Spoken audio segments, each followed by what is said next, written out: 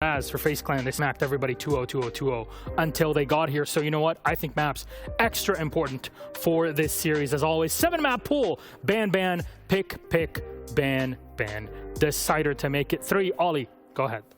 Putting me in the hot seat here for the yes, teams as well. Milosh. Let's get in and amongst it. We see Coastline removed by FaZe. Villa is going to be thrown to the wayside by MIBR. Both wise decisions indeed. FaZe have got an impeccable record over on Villa.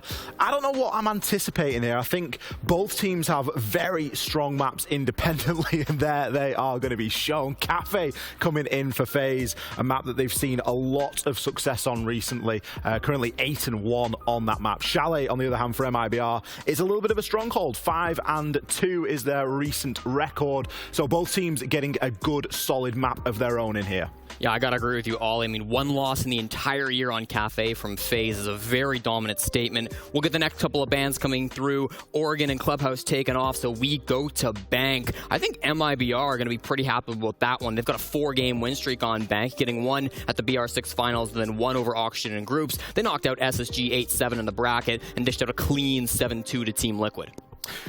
This is gonna be tough. I think for both teams, I do like the FaZe a little bit more in MIBR stead, if only because both Chalet and Bank seem like they've been strongholds. They've been bastions for this particular Brazilian squad for quite some bit. So if FaZe Clan were to come out on top in this series, I think that's a real testament of strength, ensuring that they don't allow their mental to get down on them early, because we've known Brazilian teams sometimes to just say, you know what, halfway through a game, we don't really know if there's a way to come back from this, so why even try? FaZe Clan seems like one whose mental is so strong that that is something they can overcome. And if they were to get to that date with TSM tomorrow in this map phase, it's going to be pretty impressive. You want to talk about mental strength? MIBR were the last team to qualify to the Invitational. True. The 20th and last team. They stayed in Stockholm for a week before the Invitational to make sure that they are ready on top of the competition that they had. You got to cast it all, and you got to see how they got here. And look at them. They're still performing. They're so close to the top. They look great. And, you know, maybe you start to look at that and go, is that an advantage? They've been in Stockholm for so long at this point. I know a lot of teams do boot camp prior to a big event and stuff, and I'm sure that a lot of teams have done, but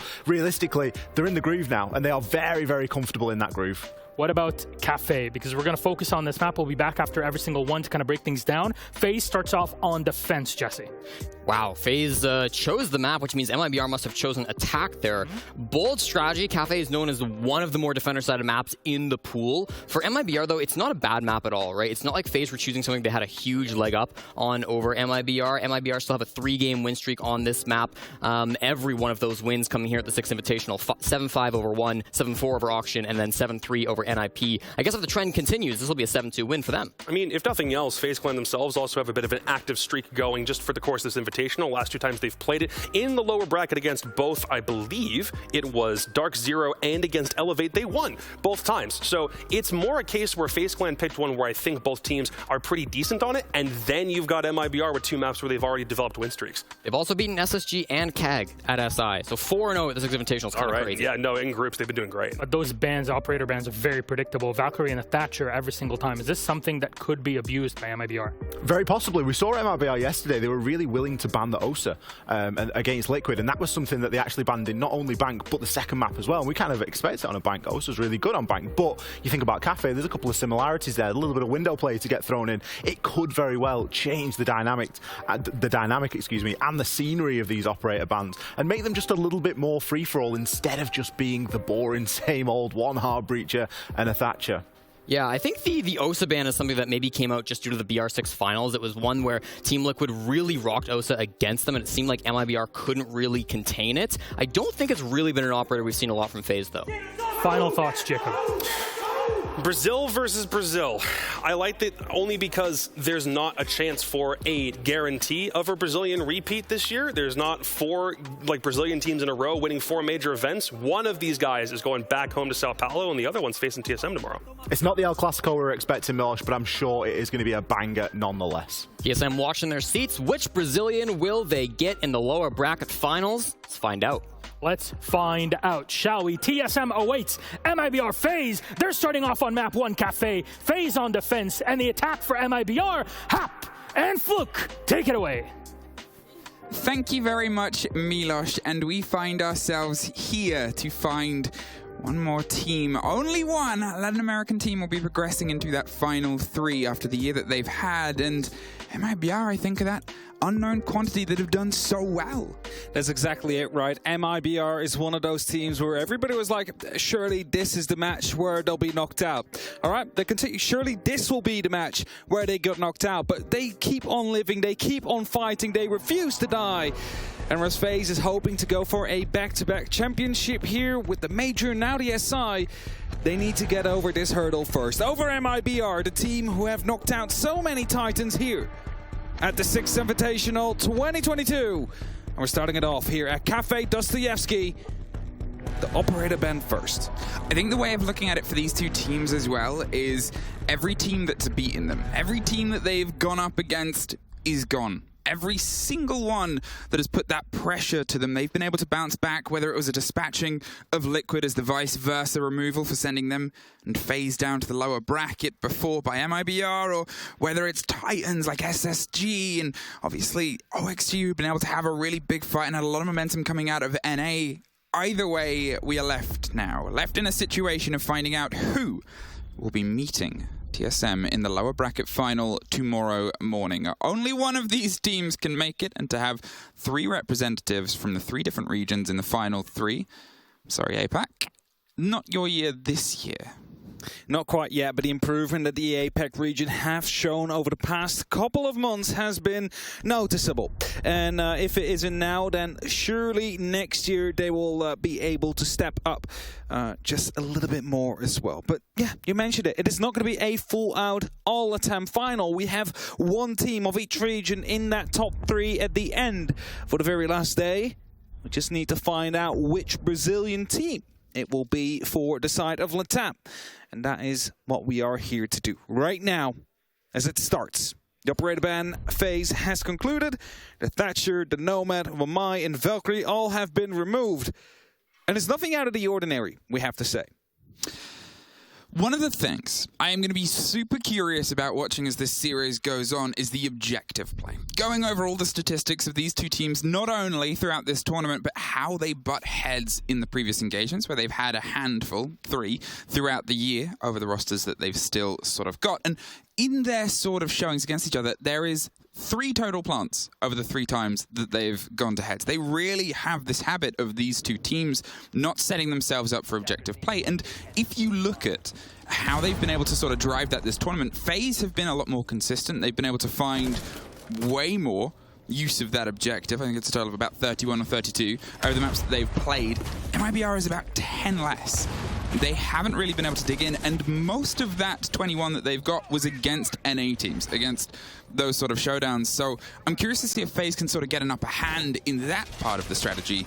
Maybe that might be a bit of a driving force today. We will find out very soon, Emmy, here. As we get going soon, it will be the mining site to be chosen first.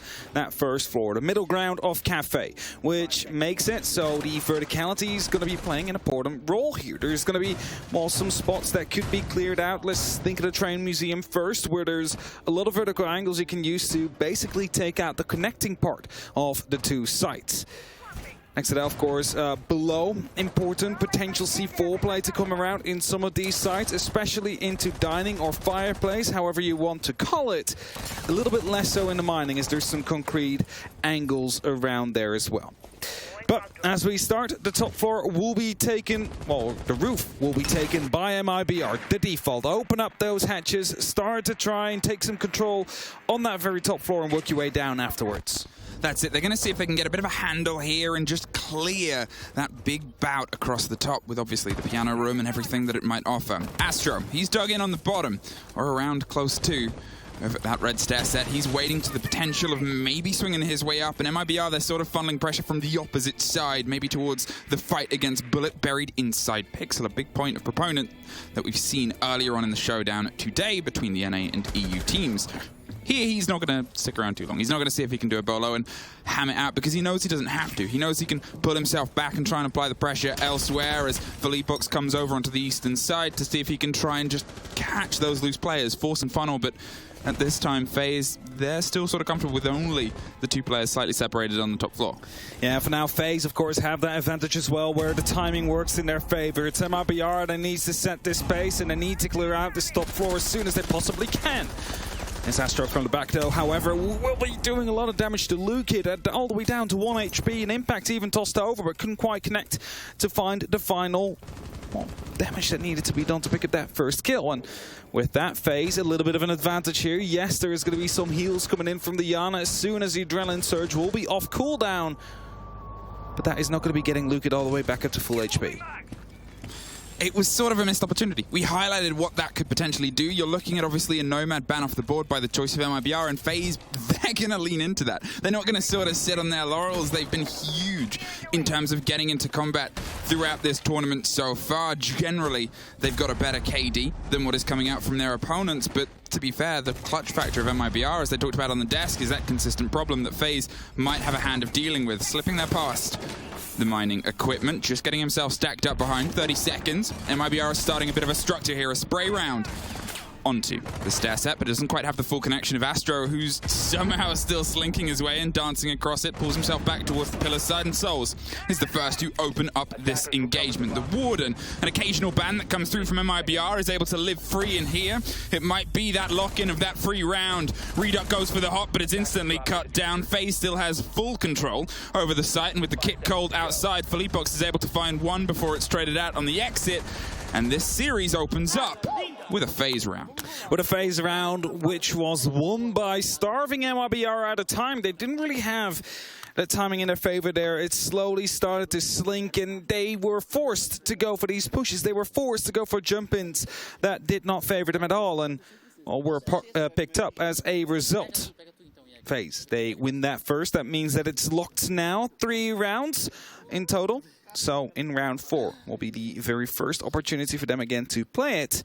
And as they will decide to go up towards the kitchen area, the bottom floor, the basement. Well, not really the basement, as it is, of course, leveled up. But it is going to be one where there is no, C4 from below you can rely on as a defender. So an echo is often being brought. The yokai drones are a good way to stop any potential plant from going through, and maybe even to help roamers find their opponents a little bit easier, and with that as well, stun them in the way through. Celebrations for the first round. It took me some getting used to of the repeat? Yeah, it's like a loop pedal. It is. Yesterday, I thought they, because I was listening to it, was doing some prep work, and I just heard the same cheer coming over 5 times. Parker started laughing. I'm like, is production just having fun with Parker now? But I understood when I saw it afterwards. Yeah, until they start looping us, then it's the problem. Okay, FaZe, you've been able to open this up with the defense, and as actually talked about earlier based on the showdown, Dan from Empire, when they said, well, we sort of took this and we took 4 defensive halves. They were very happy with that. They believe it's an attack map. They believe it's a place where you can have a really good attacker presence. So potentially FaZe are under the same sort of guile here. They believe that if they can get a bit of a better leg up, if they can sort of get themselves set up, because, I mean, Kafe hasn't really been a huge hide. It's not one of the MIBR constant bans, and Philippux sort of proves why, as he's able to get the opener up there against Cameraman, but it's the only one that FaZe haven't put a ban on throughout this tournament so far. Yeah, for sure. And this entry kill, however, quickly going back to that, will be very helpful for MIBR. That kind of alleviates a little bit of the pressure. There is still going to be some upstairs. You see it on that instant replay. It's taking out the player that was playing right around that VIP area. Look at now taking control of that as well. So that is a very important part of the map gone. Suddenly that freezer is a lot more vulnerable, and as they have taken that control, there will be some players falling back, creating some angles so they can, challenge it back. But Bullet unfortunately fell off. It was a clever idea of teamwork there, and obviously had that little bit extra of a hit from the teammate on the side, but they don't just have that angle. And this is something about MIBR, is they sometimes have a habit of knowing their opponents. They know when to pull back. They know when to not overextend and just sort of keep themselves set up ready for what is their best game, which is that trade game. Here, Astro, he's keeping those lines on, but just misses the sliver pass. They'll realize there's a fresh opener there and hope there's an angle, but it's another slink away. They're not quite falling for each other's game as of yet, and this buys, obviously, the Maverick time to start making his way in on the bakery side. Another attempt, another trick, and Maverick, he's still trying to work his way across here. Can't quite get the full use of it, and, well, it's sort of this prodding game. Who is going to be found first? Oh, he's on a feet there, but had to fall back. A grenade gets tossed in, and we'll be getting rid of the Mew Jammer. Probably allowing the X-Kairos to start detonating now on the bakery wall. With that, there will be an opening soon. With that, there is going to be the opportunity to go for a plant as Filopox takes a lot of damage through the same hole that has just been created. Afraid of the fact that he might be spotted around, so as he quickly goes for a quick 360 scan, doesn't find anything at this moment as Raps goes for a pre-fire. It Souls a very crucial operator taking up the board. No more Yokais to save the round here as Astro picks up one before he gets traded out himself. Huge swing back in there onto the bakery side, 30 seconds, and then knocking on the double door of the main kitchen. Bullet, he's on the back and takes almost everything, but they're able to just slip by that one. Well, that definitely connects, leaves just Cyber as that loose player. He's able to not really do anything. MIBR with a quick catch there. They exploded themselves onto site as soon as they got rid of the trouble that was that Maverick, and that's what we're talking about by that hold. They make sure they're in a position to go for that multifaceted push when it needs to be pushed, and they try to keep that little bit of a safe distance before it hits the punch. Yeah, for sure, and I think we have to quickly recap how that round actually started. It's the opening into VIP, which is often known as one of those key positions, those strongholds where you make sure that the freezer is not really being challenged that much. And what you saw afterwards is two players on the side of FaZe trying to make sure they could keep a hold on it by either dropping that hatch and the other one standing inside the freezer, looking over, hoping to find a kill, and unable to do that in the end. And as a result, it's MIBR that just clear out these remaining FaZe players one by one and secure the round for themselves. Now, if I'm going to talk about one of those things that I'm curious about, how it grows on into this game, it's also worth sort of highlighting how these two teams got here. And for my money, it's just been pretty good consistency. Sure, they've been able to take a lot of the maps pretty much primarily and with a couple of knocks along the way. Not every team is entirely safe, but at the same time, the way that they've kept that sort of pressure on, the way that they've sort of kept themselves as five-sided teams, the way that they've sort of played against the game that's in front of them is the biggest compliment to give.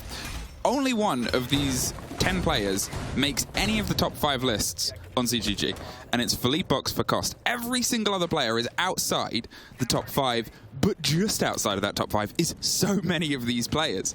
So they're not having these huge stand-up sort of pop-off moments, but all 5 of them across the board have generally been really consistent, and consistency pays off. Practice, practice, practice. I mean, that is kind of what Jack said as well, right? The MIBR has been consistently good. Yeah. But not like the greatest team that has ever touched Siege at this moment in time. Which is fine. I mean, being consistently good is still going to be able to win your tournaments if you just have the better day than the opponent at that moment. Well, that's the main thing here, is when you have two consistently good to great teams, and they now have this consistency. They now have this pressure to put up against each other. We're going to start to see that turn into diamonds. We're going to start to see, hopefully, these huge moments and huge plays, and that's everything that you sort of want from a showdown of two teams that, to be fair, if you think of the classic games of Latin America and BR6, these aren't two of the names that you often have clubbing against each other. So they're trying to get some RCE. Rotero's in. Cyber Zero will be able to pick up the very first kills. Filopox, the man in top 5 who has been taken out first. And with that, FaZe have a little leg up.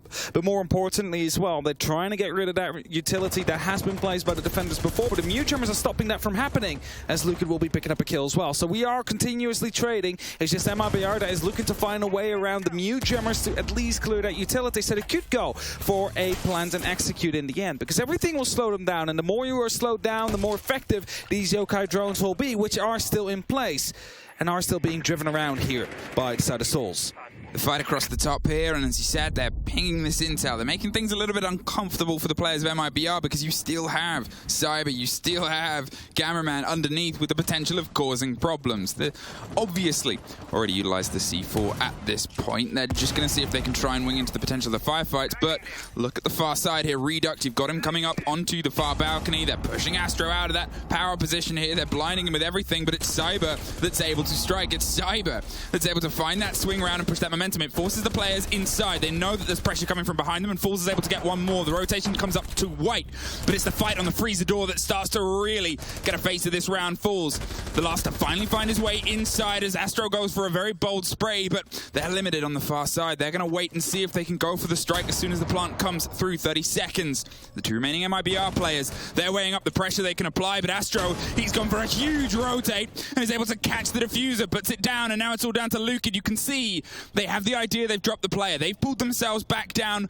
onto the white stairs. They're not going to overextend. They know there's only a handful of seconds. They waited for the moment, and FaZe took it.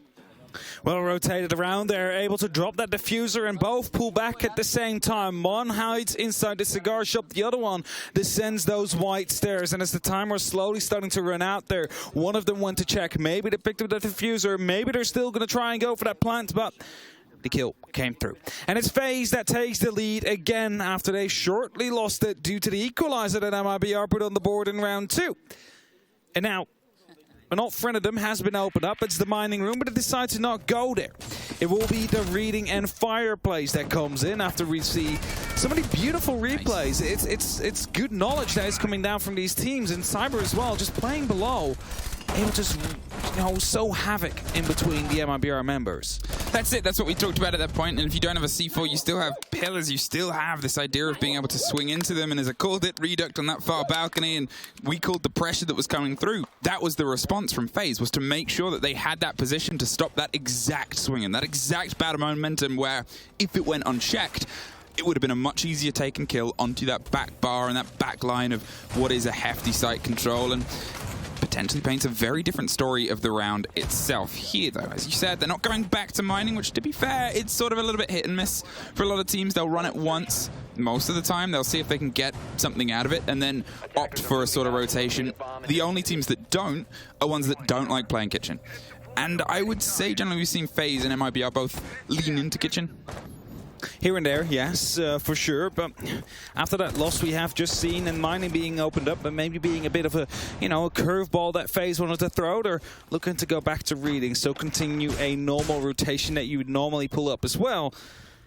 We're going to see how successful that is. At least they have these 2 rounds in, but they're looking for, well, let's say 3 to 4 to really feel secure about this half. The 5 is still available. However, MIBR, of course, plenty of rounds to come up close as well. And it isn't that these rounds have been absolute blowouts. They have been quite close to these last 20 seconds, except for maybe that first round we saw.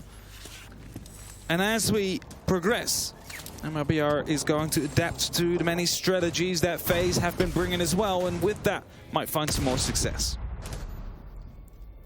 It's a little bit of a lull that's instantly broken by Falls. Finds the head of Cyber there with a swing round, and now they're going to see if they can try and push behind it, because that is MIBR's constant. As soon as they get a bite, as soon as they get something, they have this habit of trying to push, and I've heard it described as sort of being within a certain time frame, 6 to 10 seconds. You want to see if you can make a reaction, and if you don't, well, you're not going to. But MIBR have this consistency. They sort of just keep going. They keep moving, and they try and make sure that your opponents can never really get comfortable, and they have a bit of a better sort of roll of it on that entry statistic versus the tournament against FaZe and versus how they've been able to perform throughout SI so far. And here, FaZe, though, obviously they've still been able to build behind it, so it's down to the restructure. They've had some time to sort of find themselves, and MIBR finding out their hole here. That an electrified hatch is going to keep them busy for a short while. So Raptors trying to put some pressure from above, using that sledgehammer into Kaber to start opening up. He's also wary about any potential nitros that will come through. And as they do hear one pop, they now know that's one less worry. There's still one on the board, however, in the hands of Bullet. A flank on the Rise as well. Souls is waiting right below these red stairs. Flank drones are being set up. It's just a question and a matter of will they be held at the moment that they strike? Because at any given moment now, FaZe will have to start pushing towards the sides. And if they do that at the very same moment this flank is starting, it might end very badly for them. That's a great grenade from Raps as he picks up Astro. That is that Pillars player gone. That's that cheeky angle, that hiding spot out of commission. Now, Cameraman, he's going for a bit of a rotate up, just misses. That first pop on the Ashu is not going to try and face-to-face as the diffuser gets stuck. In the meantime, a handful of seconds, but with the verticality in their favor, MIBR are able to clean up. They made sure, as we said, they got themselves set up. They kept the pressure on after that first kill. It allowed them to get them into the positions that we see them absolutely punishing FaZe on this round. Souls has 5 players entirely set up across 2 different floors on the single site. He's the first in Zulu and gets a drop on them, but isn't quite able to connect. Almost finds the head of the second, but with the third pushing on them, it turns into a flawless MIBR 2 for 2. The flawless round coming in, and again we tie up the score here as they find that plant. They find the opening in the site, a double actually. And with that, go for that plant. Make sure that everything is going their way. Put all the pressure onto FaZe. We're now deciding to run it back to mining. So we see a full 4-side rotation coming out, of which 2 have been successful. And the mining has been one of those sites. It was a good start from them. Again, I'm curious to see if there's sort of lessons learned here from MIBR. They are a very good reactive team. They're very good at sort of piecing together when things are pulling away from them and how they might be able to adapt and change. We've seen it over this lower bracket run they've been able to do up to this point. We've seen it throughout the tournament before then as well. They're great at picking up these pieces and making sure that they can drive them home and bring them into the potential of more success. As it was stated before, Kafe does have this habit of leaning into a little bit of attack here, but it's also FaZe's map, and I think the thing about this map selection, as they sort of talked about it, on Kafe and Chalet, I mean, Chalet maybe a little bit more. It's been banned twice by FaZe throughout this, but it's their 3rd most banned map. They have almost banned every single map. Kafe is the only map throughout this tournament they haven't. Yeah, and it's going to be key that FaZe is going to be able to pick it up. I mean, it was mentioned before as well, over this year they went 8-on-1 on this map. Only lost it once, where they've won it 8 times, for those of you who wondered what that meant. And that means that if MIBR is going to be able to at least push this map really close, let's just say in overtime, and maybe even take the win on it, it's going to be a bit of a hit towards the side of FaZe, especially if MIBR walks away with that map under their belts heading into Chalet next. Because then certainly MIBR, they might be continuing their dream story where, you know, they went through that open qualifier. They were in Sweden before anybody else, any other team, and are looking to stay the longest as well. Okay, 2 for 2, and it's been back and forth every single step of the way. Will FaZe be able to do the first double down here on a site and see if they can keep the momentum into their favor, or can MIBR, as we said, prove lessons learned and see what else they can do? This seems to be one of them. They knew that a player was playing Pixel before. They've opted to get a little bit more control over his escape routes, as that sort of lean and Reduct himself is on a bit of a super solid snake mission. All the way down on the basement, but there it is. And that is entirely what we're talking about. This is how MIBR love to react to what their opponents are piecing together. They knew about that player, knew about the position he had, and worst of all, knew he had an escape. They got rid of that last bit. And there's a second entry coming in as well. Lukid finds one more. There's only one extra FaZe player up on that top floor as the remaining 2 who aren't near the actual site. It could be a potential flank that comes in as well. Cameraman has been spotted, however, by a drone off your screens, and Lukid trying to respond to that now, but decides that in the same time they still need to get that top floor control, which has just been forfeited by the side of FaZe. They're all on that second floor now, all looking to pick up the MIBR members if they start heading towards that site, and well, with them having 1 below and 5 above. 1 below, 4 above, I have to say. It is going to be a easy pinch, you would only assume. They still have a couple of C4s, they still have a little bit of utility they might be able to try and work here. You could see that they were curious about going for a bite on a player. You want to try and isolate, you want to try and lean in. Cyber had a bit of a drift there, hoping he could pick one up from Pillars, but couldn't because they didn't overextend. MIBR pulled themselves cautiously, as we said they're good at doing. Well, there's... almost there it is! Luka just had the lock in there from the vertical. Cyber, he's under a big bit of pressure here down red. Can't quite get the connection and has to rotate his way up brown. But look, it's being watched. Lukid is making sure he is in all these positions in this game that MIBR have done so well, which is, we know where you are, but more importantly, we know where you're going to be. A great first one there from Felipox, but in a 5 versus 1 in the middle of the map, it's not going to go too well. MIBR, the first team in the showdown to thread 2 rounds in a row. And for the first time in this series, they take the lead in a matchup here. It's just by a round. I mean, it's just round 5 as well in map number 1, so we aren't that far in, but at least it is something. They've managed to turn those tides of the trading rounds time and time again. And they found their 3rd attacking round. Now, if they manage to find one more, put this up to a 4-2 scoreline, FaZe is definitely going to be starting to sweat a little bit.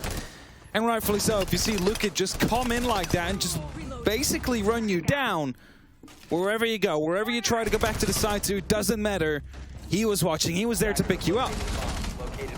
He could try and go for a bit of a clutch there, but at that moment in time, there was 3 players chasing him on the side of MIBR. And they have now that lead, that 3-2 lead, where we are headed back towards the top floor, towards the bar. The kitchen is being voided right now. FaZe is trying to re-find success in places where they have found success before. Hence the mining that we saw in the previous round, hence the bar that will be played now. A bit of a change, however, as we do see the mirror coming through. We'll be providing some extra long angles towards the piano first of all. It allows you to keep a bit better control. They will be forced to use X-Skyros on that mirror window if you want to get rid of it. But due to the setup, it is easy to basically deny these. You can just run out on Pixel, shoot off the X-Skyros, get back behind your safe ground. At least if it wasn't castle barricaded off. So we have a completely castled little bathroom here. Which has been set up with a serial laser gate as well. And they're going to be using that to defend themselves inside that bathroom. Safety first. Keep everything locked in. Oh, imagine this with a set a new operator. Set a new operator. Set a new operator, as we saw earlier on today. Well, that's in the future. For now, it's down to see if FaZe can get a little bit of an even hand and a half here before they're onto their attack on their map. They're waiting for the pressure that might come around here. A bit of a drone ahead for Lukid, who's going to see if he can get a bite, but they're not actually paying. Cyber, he's watching for the potential drop there onto the hatch. He sees that it's open. He's sort of hoping to be able to bite, and that's why there's an attempt on pressure underneath to force him out of that player. There it is. They're going around to the bottom of Brown. They're making sure that they can have a little bit more control over the pillars, which, as we've said before, MIBR, they suffered from it, they learned from it, and they try and make sure that it doesn't happen again. The pings are continual. And this is another player that's now on the hunt for the potential middle floor. Cyber's, he's under a little bit more and more control, a little bit more and more pressure here, and Raps finds that swing, takes the head off. 3 MIBR players went on the hunt. 1 FaZe player was found within a minute 10. Now some verticalities are being created, and I think they have found out that the push doesn't really seem to be coming down here, as Bullet takes a couple as well here. Goes quite low, needs to be careful in this engagement, and he's trying to pull off, but the mirror window is not really working out too well for now. MIBR not really interested in pushing through that piano, and that forces FaZe to reposition themselves, find these secondary positions, and make sure that you're safe from these depth charges that are coming in from below. The grenades will not find anybody as of yet, but the man advantage is still there on MIBR. We have some repelled up, we have some right below, and it looks like they're trying to find an extra pick, an extra entry before they get to the side. It's a grenade that pops out, but Raps finds the kill first before Bullet trades him out. They now know one more is at that bottom floor, and if they do realize that in time, they might be able to just strike on that top floor. Look, it finds the Mirror Souls. What are you doing? Why did you come over there? They just did not know. They had a player in Zulu caught absolutely unaware, a sprint, and suddenly they have a much bigger upper hand because they know that there was just one player on the site itself. If they had any control over the opposite staircase, then, well, they'll know exactly where they're going to come from. Bullet is isolated, locked in, and well, maybe this will be a bit of success. He's just on the other slip there. On Zulu, you just saw the ping in the audio, and there it is. Lukid able to get one more, leaves just Astro buried inside that freezer box, takes the head off the first with a bit of a wide swing, but 2 different angles. That gun doesn't have a lot of bullets in. 4-2 is the half here for MIBR on their attack. Was already calling it brave there, pre-firing with the Roni, only 16 bullets. You're going to have to be really sure that he walks in at the very right timing there, and of course he picked up that first kill, but too many MIBR players around him there. He was never going to be able to pick up all of them with that same strategy in that same place. And now after reps opening up, and a good roam clear, I dare to say, even though we've seen a questionable decision about Souls dropping down, trying to go for a bit of support, maybe onto Bullet.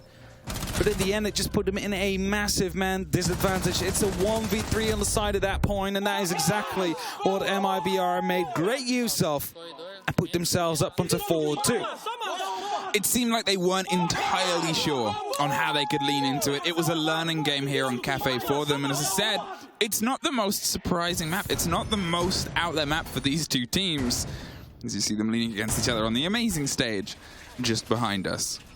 That's it, right? I mean, they know each other through and through. They play each other so many times, so you gotta get a little bit more in strategy. Sometimes you have to get into the opponent's head just a little bit, and that maybe counts even more in these regional matchups compared to the, you know, when you're NA versus EU, for example. Either way, MIBR, they are starting it off strong here at 4-2 half on the opponent's map pick, and now they need to find 3 defensive rounds against FaZe, who, well, were forced onto the defense to start off there. So who knows? Maybe FaZe favors the attacking side more here and will be able to make a comeback happen.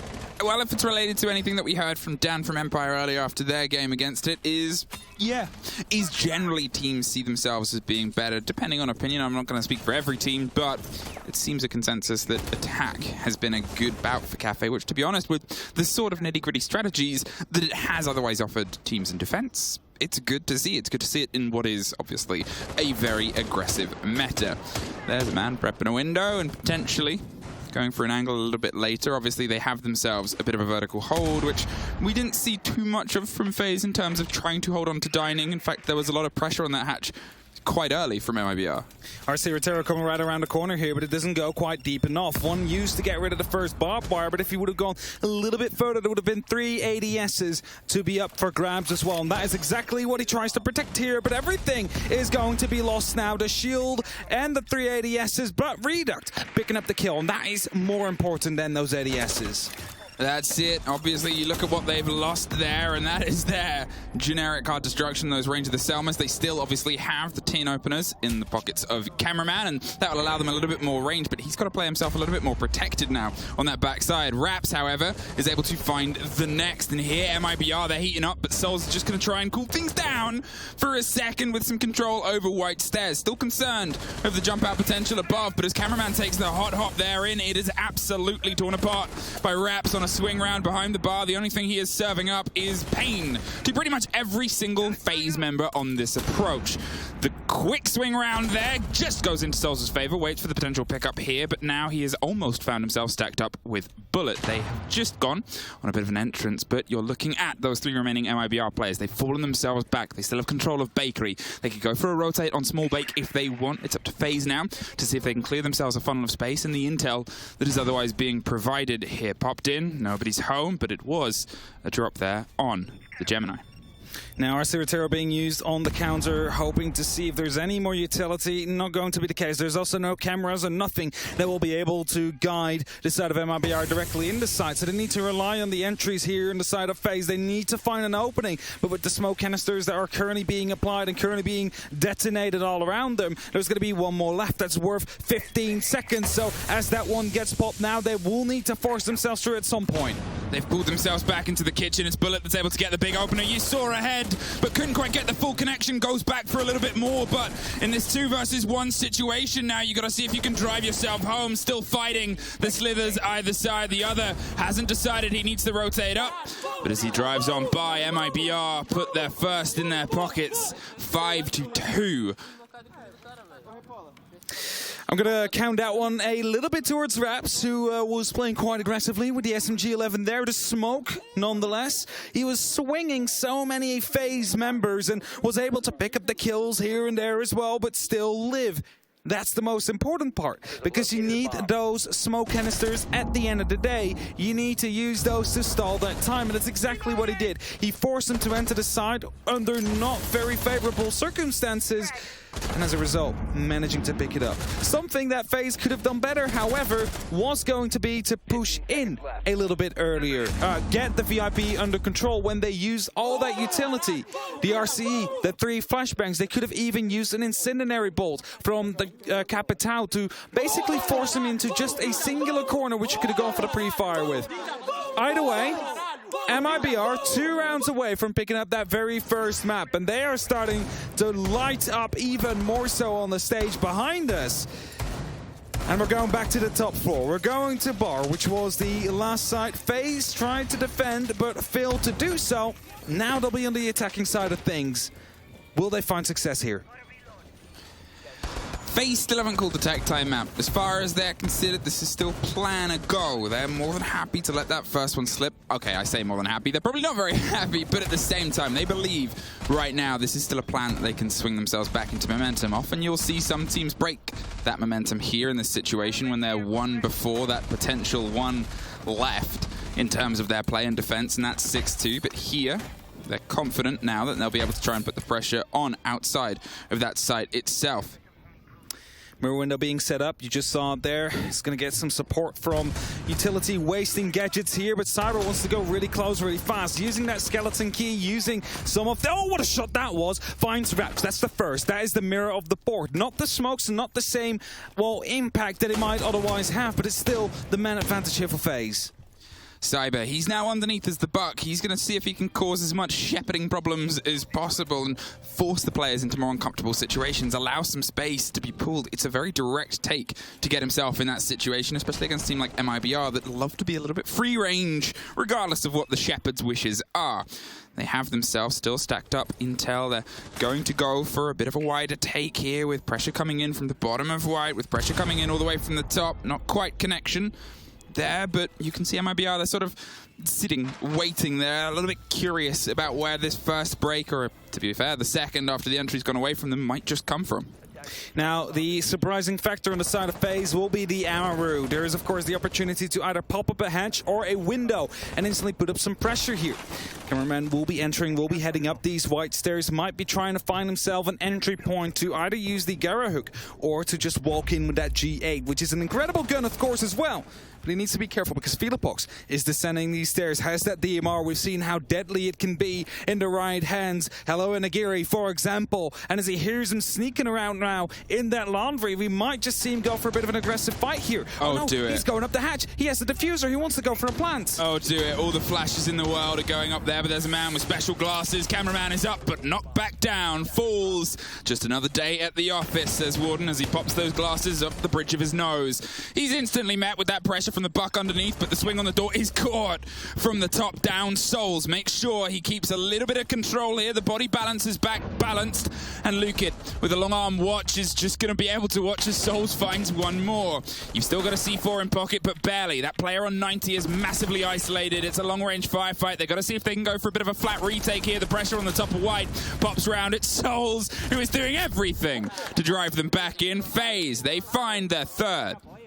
They had some bad, well, luck in that round there as the Amaru went up. They didn't know the Warden was still up on the desk, able to shut the Amaru out. And with that, the diffuser gets dropped. Suddenly, you are in that race against the clock. You need to recover it. You need to go for that plant.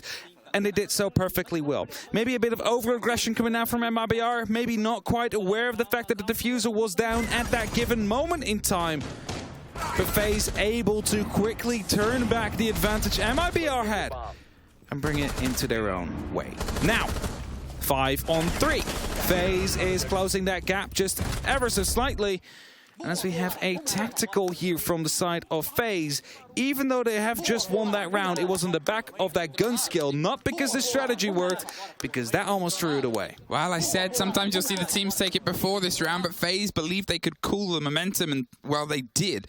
And that's the important factor, as he said. Being able to swing your guns and make those connections is one thing, but knowing that you have the stability, the control over a team like MIBR that are often lawless, well, that is that challenge. That is that tough sort of break, and here, well, they've got one, and they want to make sure that the next is into their favor as well. MIBR, they're showing those sparks of life and love that have gotten them to this point. They're so quick.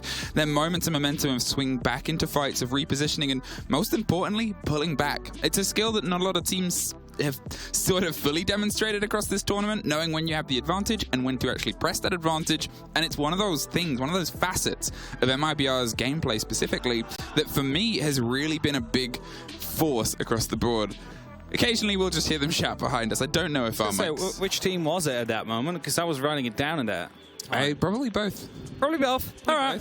We're getting underway again. The prep phase is starting, and we are headed towards the reading room. FaZe have just been able to find a successful attacking round, even though the strategy might not have really helped too much in it, which was the Amara trying to get her in, go for that plant, was quickly decimated by the Warden, who's immune to flashbangs as soon as those glasses are activated. And with that, it became a recovery mission. Try and get those swings. Try and get the diffusers. See if you can maybe turn the tides yet once again. And that is exactly what happened. FaZe was able to turn the tides and to pick up that round. And with that, the disadvantage is now just 2 rounds. That is what they're currently trailing onto MIBR. MIBR, they want to lock this out, of course, as soon as they possibly can, but they have that, little bit of comfortable lead. They are on the defense. They seem quite comfortable with it as well. It wasn't that they were struggling, maybe a bit of over-aggression in that last round, but that very first round was very convincing. Lion on the board. Those big echoing, droning EU1Ds are going to see if they can get a little bit more control over the MIBR players. Whether they are popped just after a kill or just before, I suppose, is what we're going to learn here, because to be honest, as I said, it's sort of that approach to MIBR. You have to be ready for them to try and instantly strike back. You have to be aware that their game is, you got one of ours? Well, we're going for one of yours. Not that they are New York gangsters. I was going to say, I don't think they sound like that. No, they don't. But, but I cannot speak Portuguese. Neither can I in that matter. But Bullet entering with a Gemini here is going to be held back by Immute. Is requesting it to be removed, but it's going to be taking too much time here. So FaZe will stay put for now, will stay safe. The Gemini will not make it all the way around, so they're not going to be quite sure if there is a player inside the train museum. But you can only imagine it will be, especially with the drones coming around the corner, and now Super Astro trying to make his way through. Is not going to quite spot him here, however, though, but does know now that there is a player inside that middle train, and that is going to be the first point of pressure. FaZe wants to get rid of that player, wants to get rid of Files, who's playing with that English shotgun. It's so dangerous to swing that, so you preferably are going to be using a grenade and bounce it around the corner. Well, there it is, over the top, and is able to get the first slip by. Raps couldn't quite get the full connection there, but it was dangerously close, and Bullet's aware of it. It does not take much from that SMG with a connection to your head, but it does take a lot to control that SMG. And even in the talented hands, it's something where you sort of get one opportunity before they try and shoot you back at the same second. So they pull back. They make sure they keep that smoke canister, a very important utility that Raps has been able to demonstrate fantastic use of throughout this tournament so far. Reduct is sort of weighing up the options of when he needs to take the drop, with Lukid coming to offer some support, but the pressure seems to start coming towards this reading wall. The Selmas start to get that width, that opener, and they're still curious about maybe going out for a swing, maybe going out for a little bit of a dangerous dance. Something seems to be what they want to bite at here, but MIBR aren't sure where it's coming from. They're not quite sure indeed, and his flashbangs are being tossed in. Lukid wants to swing aggressive, finds one. That's Cameraman off the board, brings it back to a 4-on-4. 30 seconds left, and the members of FaZe, they look to hit the side. They have some rotations, and they will use them now. They need to dig in deep. They need to get the diffuser down, and with the cover here from the side of Bullet, they might successfully do so as well. Well, 15 seconds, and it's the swing onto the door. There's the C4 caught in midair and a ski shoot, but it's a shotgun that starts hammering home. It's a 2 versus 1. Astro is all that's left. He's inside the site. They're well aware and popping pre-fires, but he catches the head of the first and gets a reload and a rotate. Hot pings, and that puts that pressure onto MIBR. There it is! Astro and FaZe pull themselves back within 1 round. The post plans are working out in the end there. The Nitro was shut out. However, afterwards, the trade game slowly went into the favor of MIBR. It's just that last man standing, Astro, who was able to bring it back, bring it home for FaZe. Puts us up to 5-4 now. Just a singular round in between these two teams on map number 1, Kafe Dostoyevsky. And it is the map pick of FaZe. Let's not forget that. But MIBR, They are so close. They could lock this off, and it would be such an important lock-off as well. Picking up that first one, the impact it might have on FaZe is very valuable. Now, this is what we sort of looked at and talked about here with the pressure that they could put onto Kafe, with the momentum that they could build on their attacks. MIBR are still sort of biting back, and they had the call, they had the C4, they had the idea that maybe we could try and long-arm this and stop the plant. If it had popped off, that's a double kill and that's a round. But that one extra step that FaZe has, that one extra little connection and call, is that energy that they're a team that we know can build behind. For sure. They can build behind it, and the energy starting to rise here as well. They also realize that it's not over yet. There is no 7th round won yet by MIBR, and that means we're still in Kafe Dostoyevsky here right now. As the electric claws are being set up, I want to make sure that MIBR, they have everything locked off, and they will force FaZe to work for their openings. Use those RC Retiros or those Stritch drones to zap out the utility that they will set up, which means that there is going to be the heavy reliance onto Souls and Cyber to perform well, to get the utility that they need to get rid of if they want to succeed with that push. FaZe, 1 round short now of being able to pull it back, and if we learnt lessons from the learning game that MIBR demonstrated, now it's their time to take us to school and see what they've learnt about kitchen and cooking and other such parts of MIBR's hold here. You can see that they're going for a little bit more of a aggressive potential burst on the utility before following it up with bodies. They have the Warden as a connection here. The smoke canisters just to buy them a second, and the call of, well, we can't really go in there because there's a man who can see right through it. So instead, they pulled entirely away from White. As we saw that as a drive before, this time the attention is being paid in mainly the bakery, but also a Jackal that's on a bit of an adventure elsewhere. The C4 over the top, and he just gets out of the way, but FaZe is making sure he stays there for as long as possible. I was going to say, he's getting very close to the red indicator there. Could have lost his life if he wasn't just a little bit quicker there. But now, still a 5-on-5. A little bit of damage done onto Files, but nothing quite too detrimental in the end there, and the smoke canisters are being tossed out to block these lines aside. It's Philipok still playing in this hallway with those glasses, able to cut down the rotation if they try and use it. And that's exactly what it does. It gets the first, goes for a second, but he's forced off as he runs out of time soon. It was a curious mistake, but Cyber at least makes sure it's balanced back almost instantly, and Bullet finds that connection there with Raps. The smoke canisters are gone. Reduct. He's holding the bottom of red and seeing if he can get one more loose FaZe player, but might have to potentially go for a little bit of a clear push back, see if he can get some territory. Bullet is that loose factor with Cyber on the far side. They've gone for potentially a pinch on that cocktail player on the back. It's looking like he might be the next that they can fall, and then they've suddenly got a 4 versus 2. They've both suffered a lot of damage, and with the C4s and Impact still on the board, it's a moment here for FaZe to just sort of capitalize on a bit of clarity of intel. Lucy has found, dug in Harry Potter, and a little bit caught out there as Reduct suffers too, but no connection, no full kill, and that's the big part because they can pull away. But in the meantime, there's that bite I talked about on the other side. Lukid now, he's in the bar, he's got the next door, and he closes it right in the face of Cyber, but the diffuser is going down. They don't quite have the full angle from the verticality we said they might be able to get, and well, with another going off the board, suddenly it's a 2 versus 2, but a post plant. A very different momentum and an entirely set up for a retake. They're both separated. And with their MIBR try and stack up, they have an idea of where cameraman is, and with the goggles on, he has a little bit of a slightly different vision there, but they've pulled back and pushed them off. They still have a no man's land. They cannot quite get that clear crossing. They can't quite find the divider red because Soul says, this is my corridor, and knocks the first back out of it. Reduct. The long-awaited take back here of Bakery. The 2 players, 1 up, 1 down. 5-5. Well aware of the prone there in the end, but wasn't quite able to hit the shot. And FaZe, they had to work with a post-one situation where the wall hasn't really been opened up. They do not have the re-entries into the side covered at that moment in time. However, MIBR, you know, they didn't quite know exactly what was going on there. They needed to find these gunfights, and they tried to hold the angles to, well, stop them from re-peeking. As Philipok's there, he moved around a little bit too much in that gunfight, lost him his vision, wasn't able to pick up the second kill, cost him his life at the end there. But a 2-on-2 retake, not successful on the side of MIBR, and FaZe equalized the score 5-5. And that means whoever wins round 11 here right now is going to be up onto map point. FaZe, they've been able to tie 3 in a row to match or almost match the 4 that was done by MIBR before. They've pulled some of this momentum back into their favor. MIBR, they obviously still have the opt-in option for a timeout, but not opting to take it until they either find themselves potentially 1 round away from a loss, or the opposite, 1 round away from a win and a connection here. Obviously, this isn't their map, but still, they're a team that has often disregarded that fact on their rise through the lower bracket. And, well, actually, maybe there is a conversation going on. Yeah, there is a little bit of talking going through, it seems like.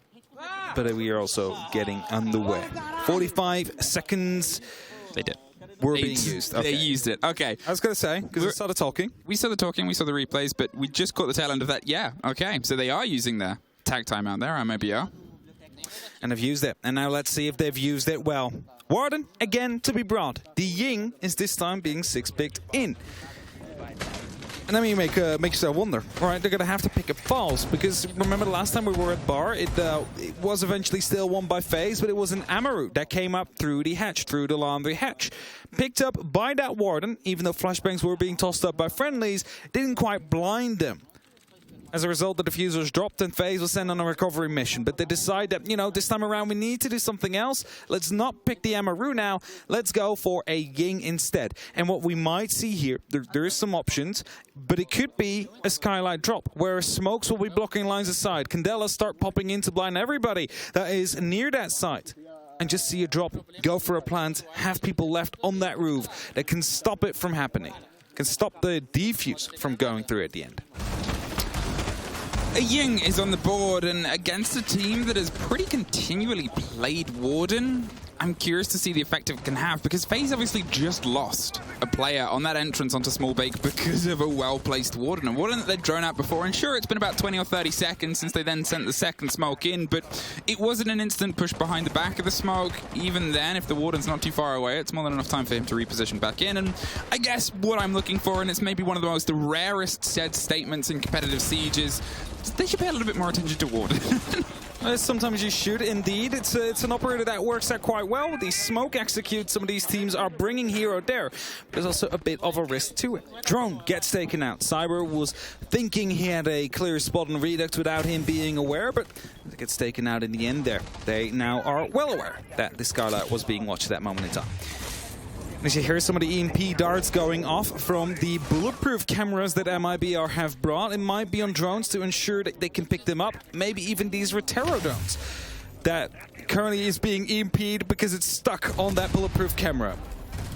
Well, we heard the first little hits of it, and then it sort of stopped and got hit by the EMP, and now falls. He's just got that locked off by the jammer on the opposite side, but we heard the first little bit, so I'm wondering if he just placed that as soon as the pressure came on to pull it away from it. We hear a little bit more of a push and pressure back now as they've stacked themselves up. The first fight is scrappy, but it's Astros to connect with Reduct. I don't think they knew about each other. As that gets reintroduced, they're able to at least find the first, and Cameraman finds a battle back upside down. It's a bit awkward to work out. MIBR suddenly bring 3 bodies back across multiple different angles.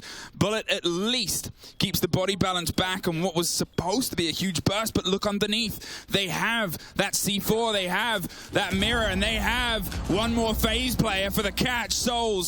He's played some big rounds before, but he's all that's left right now in a 2 versus 1.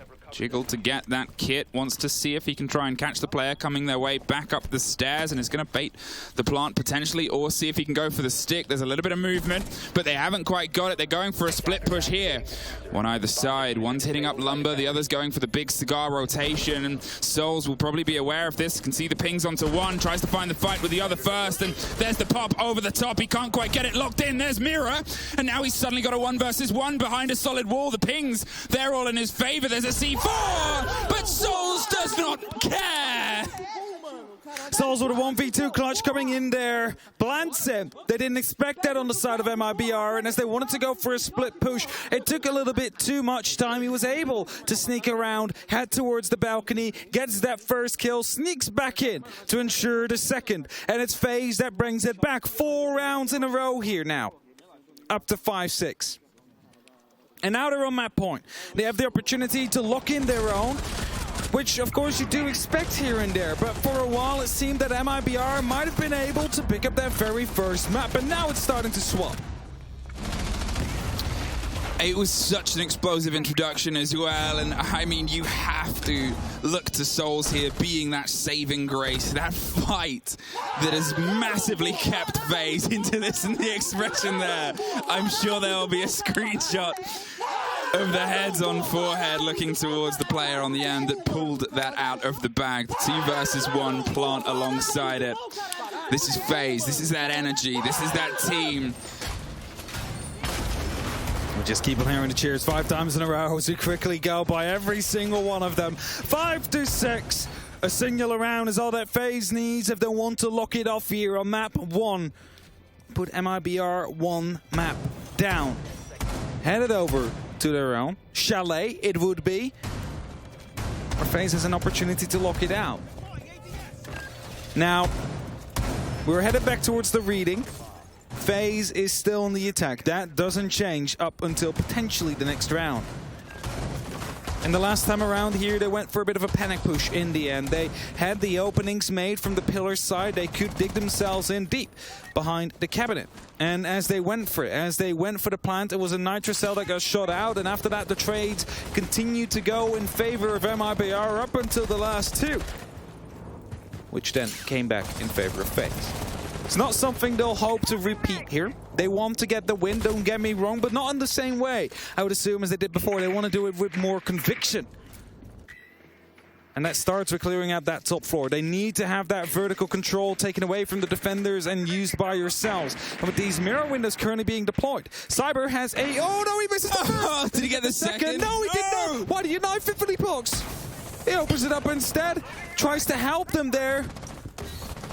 But misses 2 shots there. That's a Candela used on the ground? I don't know what's going on here. Unless 2 Candelas used. Fading audio? I'm not entirely sure what they're trying to cover right now, but it is potentially that grenade. I can only assume it's the sound of audio. This swing in, and he makes sure it's punishment. There is Cyber able to get that, and yeah, that Candela, that was purely used for that irritating sound bullet. He takes out Lucan and Raps. Well, as soon as this smoke clears, there's 1, there's almost 2. But Bullet has the lockdown from the top. It is all down to Falls to see if they can take this first map away from them, keep the momentum in their favor. Hopped on the shield, and Bullet was spinning. But he had that lock in on the end. 7-5. They come back from a 5-2 deficit. And we are looking towards Chalet next. 5 rounds in a row. What a strength shown here on the side of FaZe as they pick it the very first. And are rightfully happy about it. It seemed for a while that it could have been going MIBR's way, and as they called their tactical timeout after a 1 round, but it was a recovery round. They instantly became unstoppable afterwards. 4 rounds in a row. They managed to completely overwhelm MIBR. They brought some pace. Yes, it didn't always go their way, but they got the wins in the end. And with that, the first is theirs. It is that mounting pressure between these 2 teams. Obviously, they are the last 2 representatives of Latin America left in the tournament, with NA and then EU in that order ahead of them, and they want to make sure that they send their best. So you assume that MIBR are going to do that game that they do so well and send it with a lot of heat into the second map. Yeah, that's indeed what they want to go for. MIBR, they have got many Titans so far here on the 6th Invitational, and they're looking to find another one from their own region, FaZe. However, they're a singular map down now. They need to win the next 2 if they want to take on TSM tomorrow. Another open qualifier team who've managed to get into that top 3. It's intense. A 6-5 as the opener and a massive comeback. You wanted this. You wanted this experience and you wanted this pressure from these 2 teams because we know what they're capable of. Huge fraggers, huge potential, and huge damage that can be done across the board between the 2 sets of rosters that, I mean, I don't know if you hear all the energy that comes from the stage, but I guarantee you there's a lot. You can definitely see it in the round replays afterwards, where they were able to at least portray that, well, energy that comes out from these Latam teams every single time they win a round. And this is how it all started in the beginning of the end, the beginning of that 12th round. Reps was almost able to bring it back, 14 kills on him as well, but not able to close it in the end. I mean, you can see it. And I think, obviously, we get the other element of hearing it live in the room as well, and it's an energy where the teams are going to try and build that as the series goes on. You sort of want to see a map 3, I think, here, because it There's the pointing at the screen on the final kill cam. Yeah, that is going to be that final one to come through. And FaZe, well, they've done it 5 rounds in a row. It is an absolute good performance from them. You cannot say more than that. It was a 5-2 lead from MIBR, which got turned around quite successfully. We're going to throw it to a quick break, and then we'll be back with a little bit more of info of this series.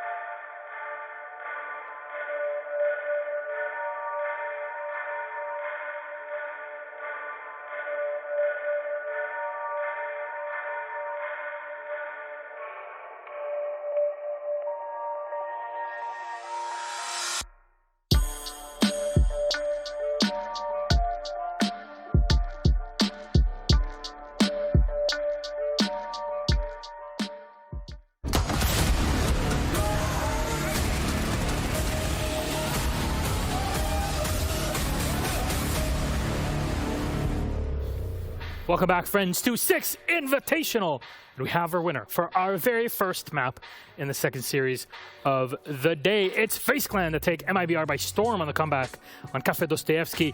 Welcome back. I'm Alex the Medic. With me are Jesse, Jacob, and Ollie. And I can feel the heat radiating off of the Mulding Canadian on the side here. What's going on? English, these are the maps that make me upset because we saw the first half with MIBR playing so well. Their droning was on point. The entry kills were there. The utility clear was fantastic. They were putting on a masterclass of how to attack Kafe, but they swap sides, and what happens? They absolutely fall apart. Everything that FaZe were trying was failing. Their Amaru play failed. Their smoke play failed. Their Ying play failed. Everything wasn't going right, but they would continuously get the kit down and win the post plant. Team 1 in both rounds 9 and 11 had a man advantage. The attackers had to get the kit down and get both kills in the 2v1, and Team 1 fumbled it both times. They just weren't going for the trades. All I hear right now is somebody mad that the team that won the early and the mid game couldn't finish the late game. And the late game's the only thing that matters, Milos. It's the one time it's ever going to matter for something. If you're getting the case down for some reason, if you've got adequate coverage, if you are clutching,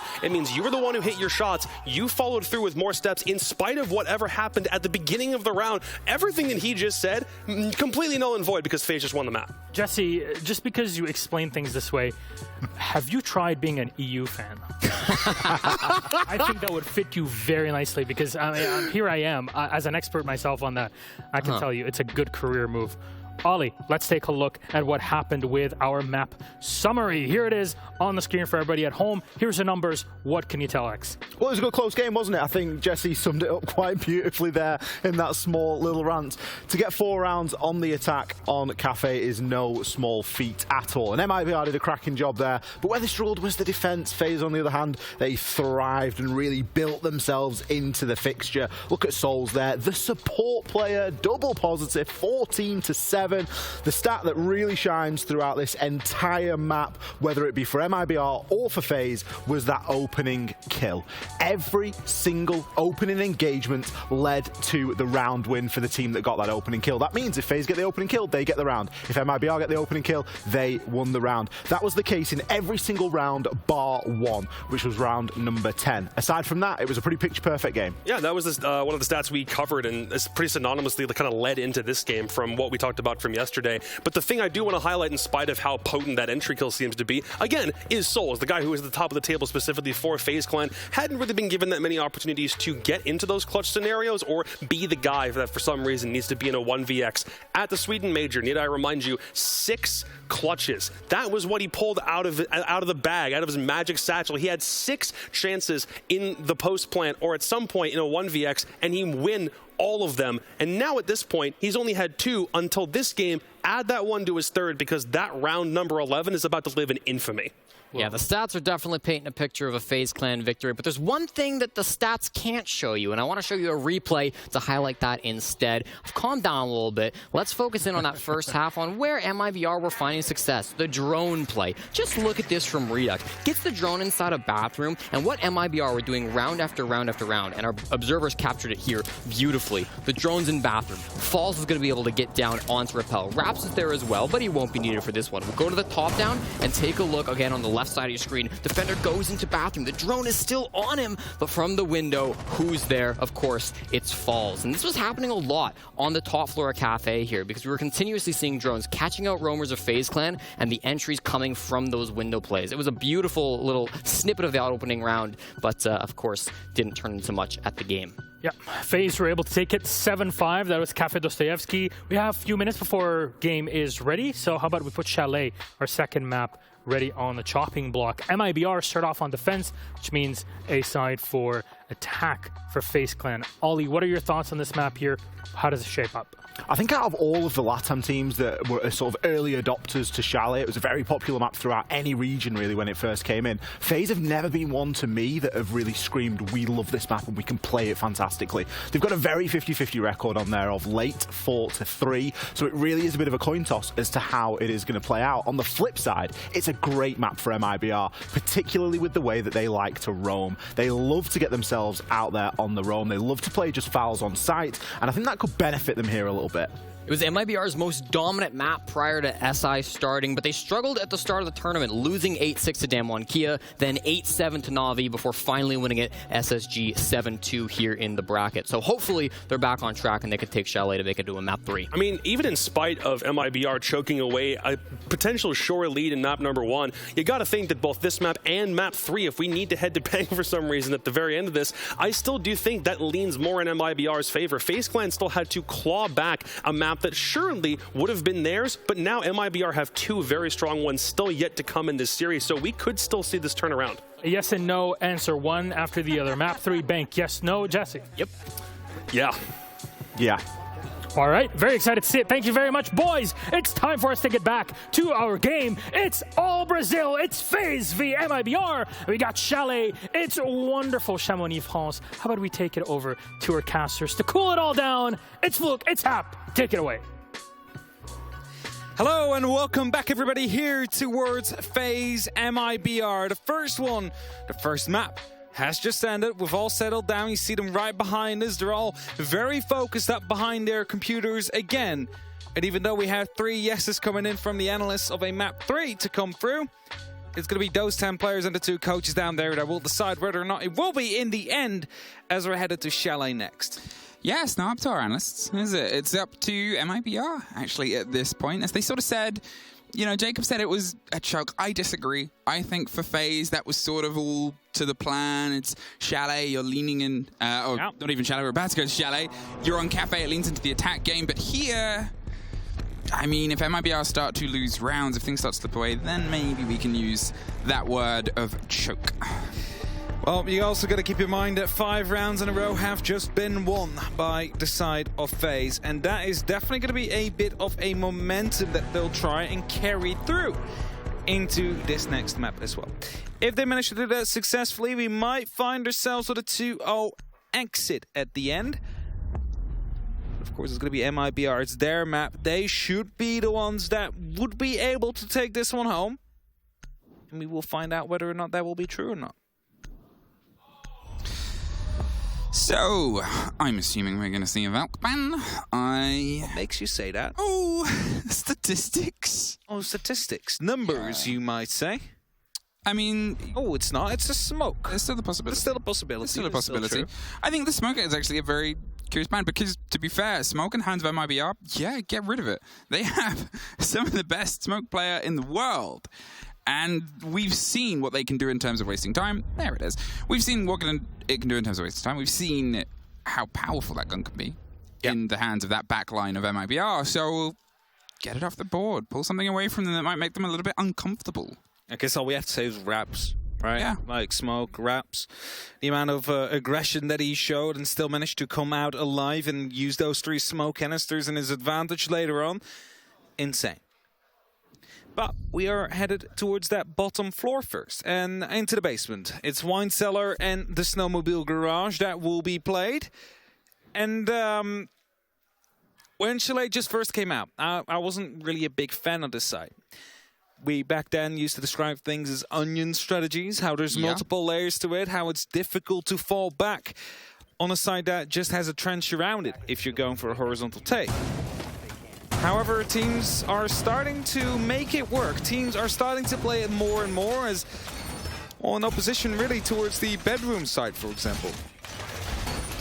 I think that's the thing about this site as well is, you know, it's the statistic I highlighted at the very beginning of this showdown was the plant statistic of MIBR. They don't always go for the objective against Latin America teams. They have got the diffuser down mainly against NA teams where maybe they just see a weakness in play or maybe they have a comfort in terms of playing that, but across the board and again across these previous showdowns, whereas the 3 plants that went down on the previous map just from the side of FaZe, not even counting the MIBR ones, that equals the total plants between the 3 maps that these 2 teams have hit heads against for the previous year. And I said that might be a statistic that becomes a little bit more curious, and here I guess we'll get more of a taste of that if they can hold off FaZe's approach or if they keep that pressure on.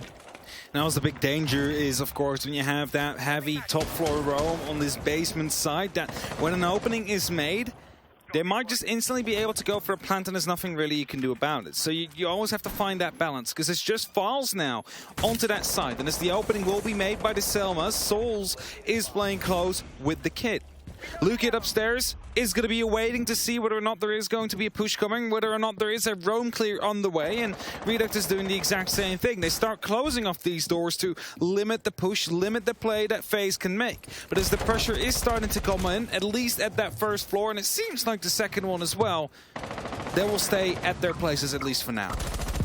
The E1D rains out over the top as FaZe are going for their wide approach here. Now, between the two teams as well, we've seen Chalet a mixed amount of times. It's generally been pretty good coming out of MIBR's pocket here. They've actually lost it more times than I think they've won it this tournament, but the most recent was the win 7-2 against SSG, and they actually opted to remove the Lion, which has just been the bite there on the top, the fight over, and Raps goes down as well. The pressure of Astro is able to clear those steps, and that was step for step a fantastic take. Bullet with the lock in there on Reduct, and suddenly 3 bodies have dropped. There's at least Falls getting one back. Nose has got to go for the rotate, but Philippox is so isolated right now.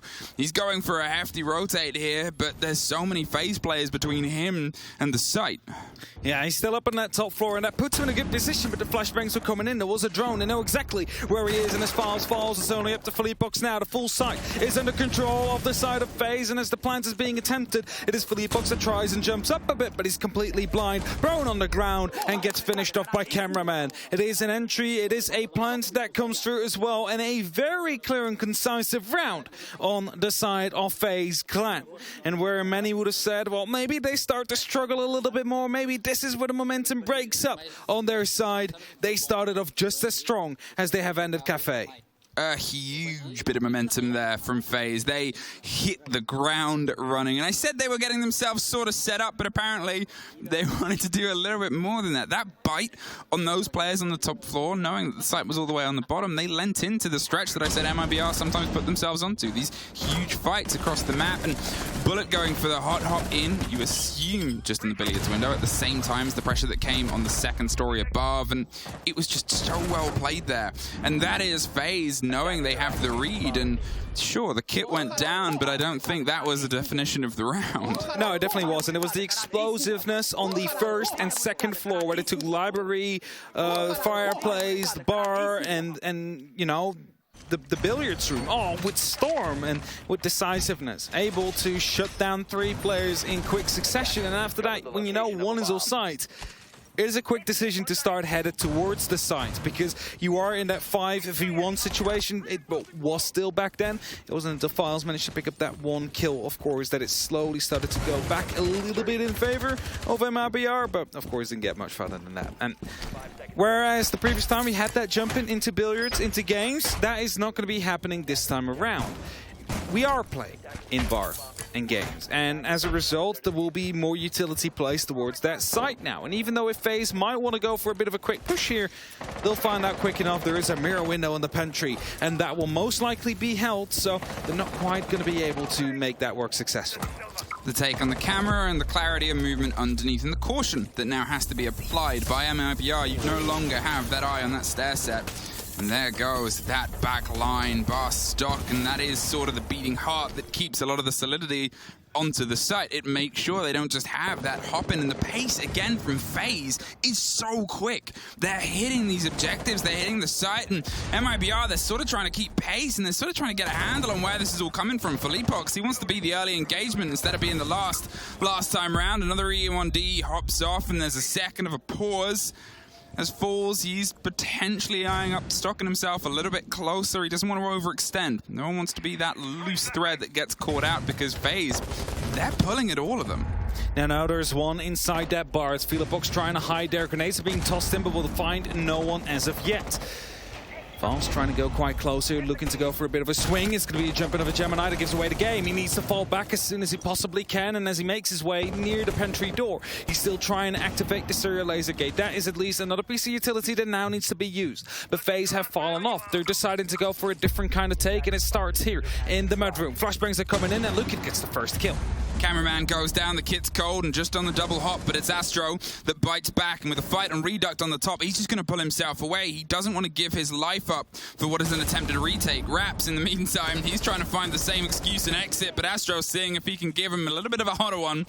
But instead he pulls himself back. FaZe, they're knocking on the door of the site, but without the comfort of those two loose players, Bullet has to pick himself up. He has to go and watch the far side and the Solarium stairs to make sure that rotate doesn't come back to haunt them a little bit later. They have time. They have plenty of it, but they just don't have the control. They're able to opt before Reduct with a slow creep finds the tail end of a player that just slips away. Those couple of bullets aren't going to be the full catch, but they are just still keeping this uncomfortable distance. How many times can two ships pass in the night? Well, hopefully for them a little bit closer before they get themselves inside the site. Falls drops, and it's a crucial kill there. That means they could go for a potential plant now. Raps trying to wrap around here as well. So is Redux. Both are low on HP. He gives away his position here, and as the plant will be attempted 45 seconds soon on the clock. If it's not for Redux, it gets one, but instantly traded out. Bullet goes down. It's a 2-on-1 situation. Astro healthy on hit points. Cyber not so much. Neither is Raps, and as the timer runs out, it's Cyber that picks up the kill. It's FaZe that wins round number 2. And we're in the previous matchup, we had 12 opening kills, of which 11 led to a round. We've only had 2 here so far, and already this second one not converted to a round win. That was so good from FaZe. For that reason I talked about before, is that objective play. They realized that the rotation was coming through, and they sent Iana off to see if they can be that other end of it. But then when they sort of had that conversation of, well, we still need to punch sight. We still need to see if we can take the fight on those bodies that are inside. And yeah, sure, the Iana was 2 steps behind being absolutely pummeled with bullets on that attempted close down. But that conversation, that moment, is the reason that they were able to just take over the control of the site and take over control of what MIBR were attempting. Kitchen Dining, they're going to keep themselves onto different sites, see if they can find any sense of success so far, and even with the upper hand of the previous round of that entry, it just could not get that final connection. The final connection not there. FaZe able to get a 2-0 lead here on the attack, on the leading of this second map, where we expect them to struggle a little bit more, as the analysts are expecting a map 3 to be coming very soon. Now, if it's up to FaZe, that will not be happening. They want to lock it off as quickly as they can, whereas MIBR, of course, is looking to fight back.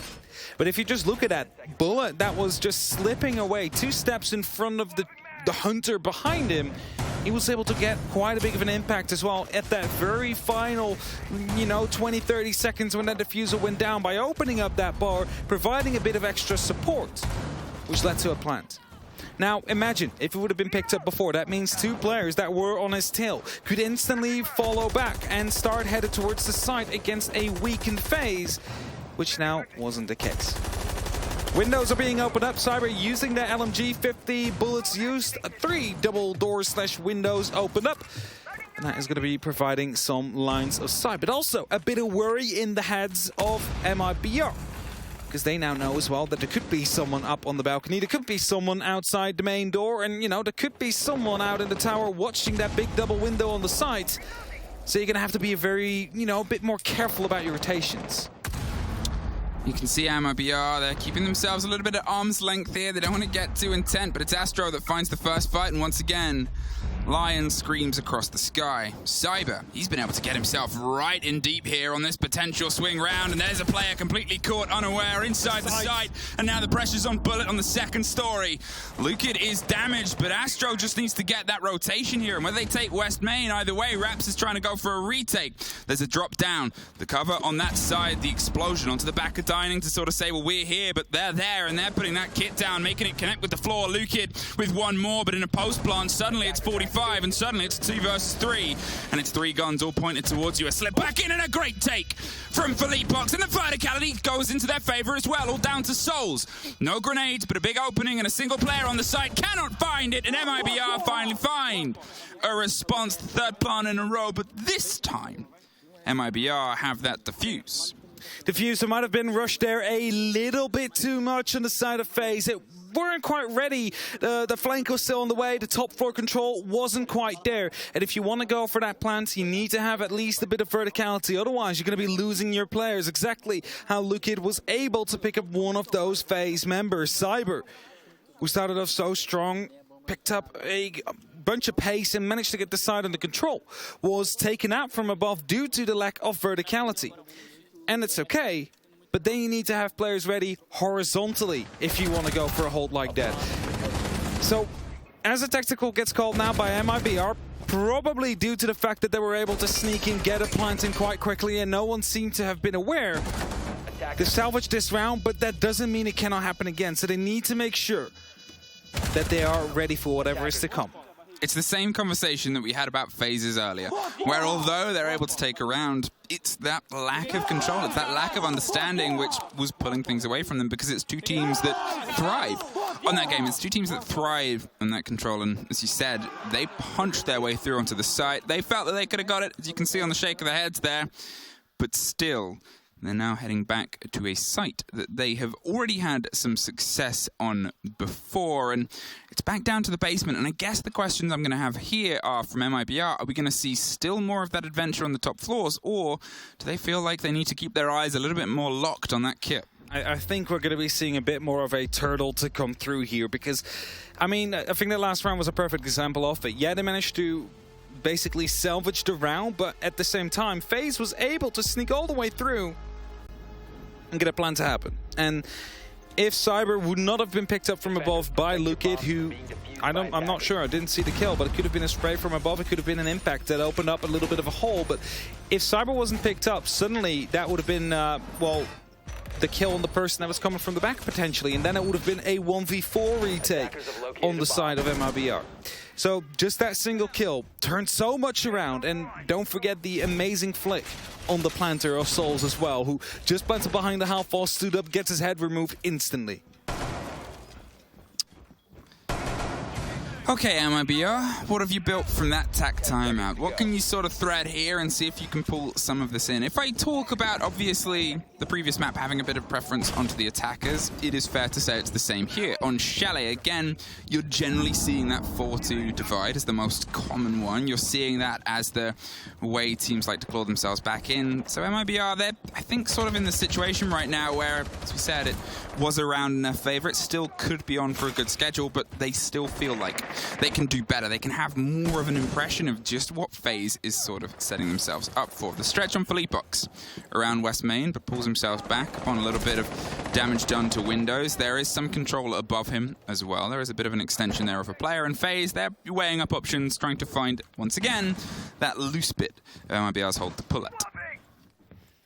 Still trying to swing around, hope to spot ahead, or at least a sound or some clue of where FaZe is coming from. And E1D pops, and that means that some pressure is being, well, put down now onto the players of MIBR. That might have been, no, didn't quite see him there. It's a swing around the corner here. Lukid is going to be able to find at least one, and it's going to be, well, traded out. In the end, Cameraman finds them, but it's a 3-on-3. Another E1D gets used to try and diffuse that situation, try and slow everything down, as Philippox is headed back towards the site. You look at what was taken out of FaZe's approach there, though. Obviously, Astro and Bullet went hunting, but they've now lost those Selmas. Philippox is back inside the site. They have limited a lot of that sort of bigger opening hard destruction. Potentially one was used on that garage entrance as they did on the approach before, so that might already be open, but still, it was a much better, much more aggressive take here, and things like that mirror power position are instead going to have to be dug out from either above or the back line, and potentially we see a trench take instead for Philippox.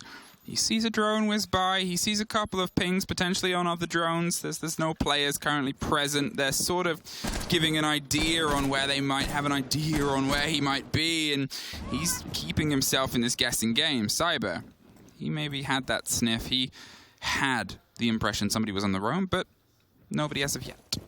Now, they need to make a play happen here on the side of FaZe. We're in a bit of a stalemate. Philippox is still in a position where he could go for a roam or a late round flank, and where the rest of FaZe is currently getting themselves in a position, we'll see Souls open up a small hole. First of all, to get a grenade through far right behind a pillar, because that is currently the most dangerous position for him to start opening up in. A little bit of damage will be done into Files, but not quite enough as the Banshee gets taken out as well. They're starting to create a hole on the wine cellar's wall. on the boiler side of things so they could go for a plant later on. The Nitro gets tossed out but will deal no damage.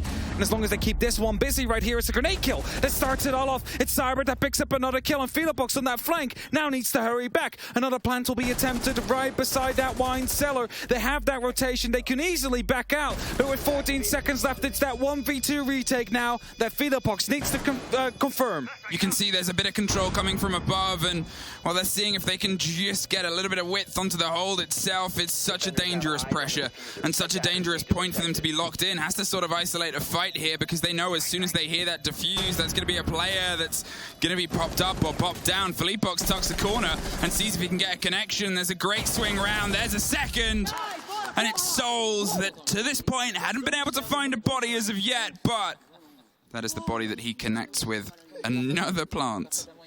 4 in a row now for the side of FaZe, and where they were in a bit of a stalemate, not having any hard breach except for that gas canister, of course, or the blowtorch of Souls, to start opening up some of these holes so he could get these grenades in blue and right behind the pillar, which are two positions which would normally be played. As soon as he got blue, that is suddenly a crossfire gun. That means he can now go for that fight, and it's exactly what Cyber did, exactly how he locked off a very important kill, and they were able to go for the plant as a result, which turns it into a 3v1. Philobox, who decided or was told to go offside, was told to go for a late flank probability, was too late. He got one kill, we give him that, and he was able to have a bit of a skirmish here with Souls, but he was not in a position where he could support the side. He was not in a position where they could provide an extra crossfire angle.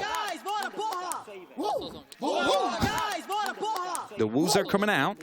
Rightfully so, because that is 3-1, and you could have said it should have been a 4-0 right now for the side of FaZe, because they had that side control, but they rushed the plant. They didn't properly clear that top floor out, and maybe if they didn't go for the plant at the moment they had that side control, it would have been their round.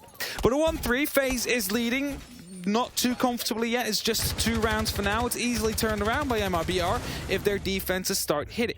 And we're headed back towards that bar where, well, let's just say the mirror window was taken out quite early the previous time.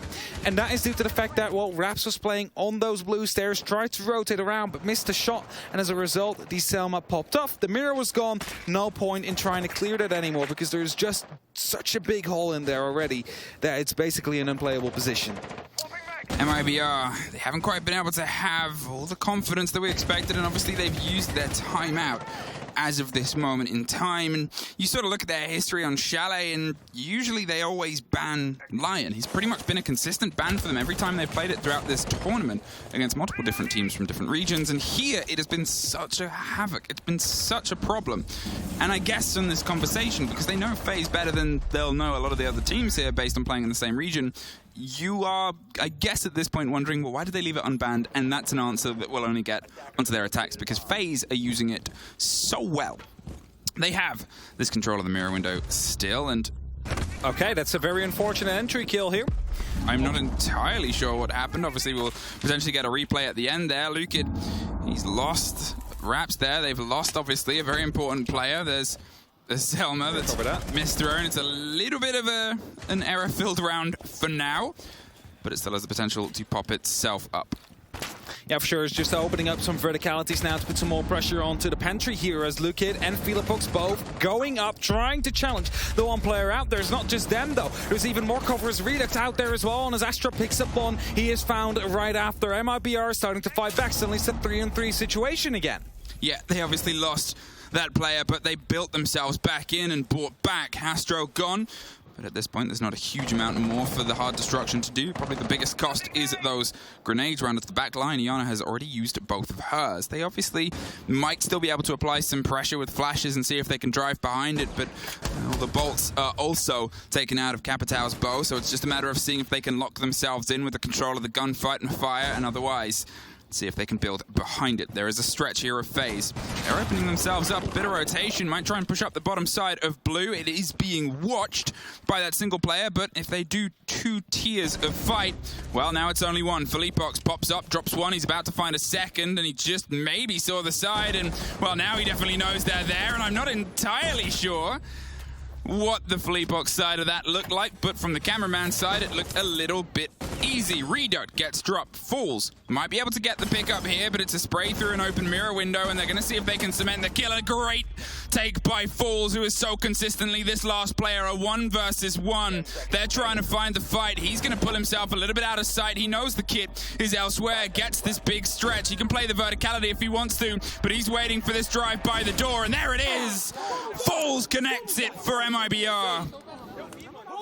The 1v2 clutch coming in the end there, and a bit of worry, you know. You knew one was on blue, that's why the flank was coming through, but at the moment that you started to push him, your cover wasn't quite there yet. So unable to assure themselves of an extra man count lead here on FaZe.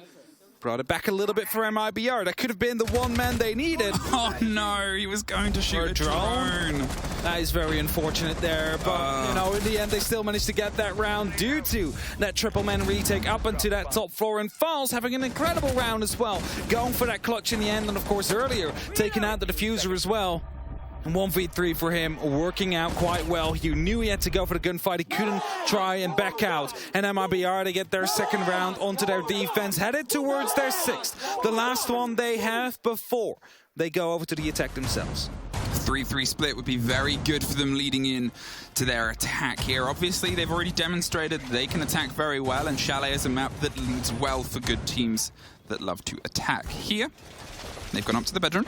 They're going to see if this can be that final connection for them, a site that they've avoided up until this point. They potentially think FaZe might be a little bit sharper on it in terms of putting it together. It is a lot of teams' first pick. It is a lot of teams' first defensive pick at that, so you have a lot of experience of going up against it. And here, they're just going to hope that they can keep some of that structure, the castle, the extensions there with the mute jammers and the potential for Luka to go on a roam again. It's down to see if they don't kill each other at the start. It was a great shot. I mean, it was still an entry kill for MIBR. It's just in favor of FaZe, but, you know, it translated to MIBR in the end. That's all what matters. Yeah, the entry got around. They had the entry kill, they managed to translate it, and as a result, they find themselves to the 3 now. Drones are still being taken out here by Philippox, however, and as he's quickly taking care of some phases as well, just making sure there's not these default hiding spots they could hide behind. RC Retiro moving in. Going up to the top floor, that is right underneath Redux, might be taking care of some utility, might even deal some damage. Now, not that, but a vertical hole right below him has been created, and as the castle door is still open, still closed up, it's going to be providing some problems here. I wonder if there was a mute jammer there as the first. They obviously were able to start cracking that wall, and he just has to pull back. There is the pop of the E1D. Luka was seeing if he could slip away as well at the same time, just for some cover and support. They have the 2 players, and there's the Flores drone sort of getting the clarity that, well, we have that space. They open themselves up a lot more width on box, and they make that soft impossible to play behind without control of blue, which, to be fair, they still have. But you assume FaZe is going to start to direct their eyesights here towards Luka. They have the ability to obviously distort some of the drones in intel game. There is obviously the player underneath as well for that stretch, where it seems like they're going for a bit of a pinch on. And here now with that pulse, with that next step and setup, it's the spray down from the main door. Cyber finds the opener. Finds the opener yet once again, and now Luka tries to go aggressive, deals a little bit of damage. Astro will be dropped. That's a hard bridge gone, and the diffuser on the ground as well, but the instant trade comes through. Bullet from below is going to be able to clear it up. Files will fall as well, and that is a 2-on-4 situation with Philippox once again far off the site. This time, however, they're unaware of that situation. He's going to be able to rotate all the way back up through the Solarium side of things and try and provide some support towards that site this time around, which they lacked on that wine cellar in round number 4. And as FaZe moves up, they will recover that diffuser. They will start and push for a potential plant, but with the lack of a heart breach, they're now forced to run through the giant open hole that they've created themselves. And that's a run out from Rabs, finding cameraman up on that top floor, onto the ceiling, on the roof. And now, a 2-on-3, execute. 40 seconds on the clock. They need to push in, and the Souls gets the very first kill. Nitros get tossed over. It is the SMG that fails to connect in the end there. And Bullet that finds the final kill of the round. 4-2. FaZe, they were able to just keep the momentum into their favor on the turn of the half. But MIBR, as we said, that was sort of the pressure that they expected, the turn of the half. And now it's down to FaZe to see if they can fully extend and stretch out this remaining setup and stack of this map. You have now a little bit less work to do than your opponents did last time we were in the situation. Last time we were on that bite of the half. And let's see if Lion is worth keeping on the board for the destruction it has caused so far. Yeah, that's going to be the big question here. Is it worth the destruction? Because FaZe have been using it so much and have been pushing on the back of it here and there as well. Also, worth mentioning, FaZe with 4 plans, playing that objective game to the best of their abilities here. As it seems like the bar in the gaming room will be chosen first by FaZe Clan. We do see the line currently on the board, but we're in a bit of a technical pause. And as everything is being sorted, the problems are being fixed. We'll soon get underway again in important rounds to come up, because this is going to be the definition of the pace that we will have for the coming rounds. FaZe is 1 map up and 2 rounds up. They only need 3 more to lock themselves in. 3 more to push themselves over towards the final day of the 6th Invitational, where they would be facing TSM. And you know they'll be watching this game. You know that they'll want that rematch in that final, and you know that they are trying to find every fault and flaw before they find themselves battling in the lower bracket final tomorrow morning. MIBR obviously have the work left to do right now on this map. FaZe are 3 rounds away from cementing themselves in, 3 rounds away from, well, I'm assuming not an early night, because there's a lot of prep that might have to go in. There's definitely a lot of prep. But we don't play 10 a.m. So, I mean, maybe a good night's sleep is more important for the long day that the lower bracket team might be facing tomorrow. Because don't forget, it is a best-of-3 first.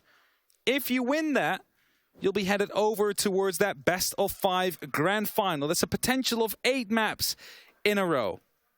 And M&M have done it in the close qualifiers. They have managed to win it. But it's definitely going to be an interesting end to a 6th Invitational here if it happens on that final day with the best teams in the world, the final best 2 teams in the world. Imagine going through all 8 maps and winning it. I mean, we cast M&M. We did. They didn't win SI, but they won the SI quals 8 maps. That counts as something. That counts. It can be done. You just got to do it against Empire.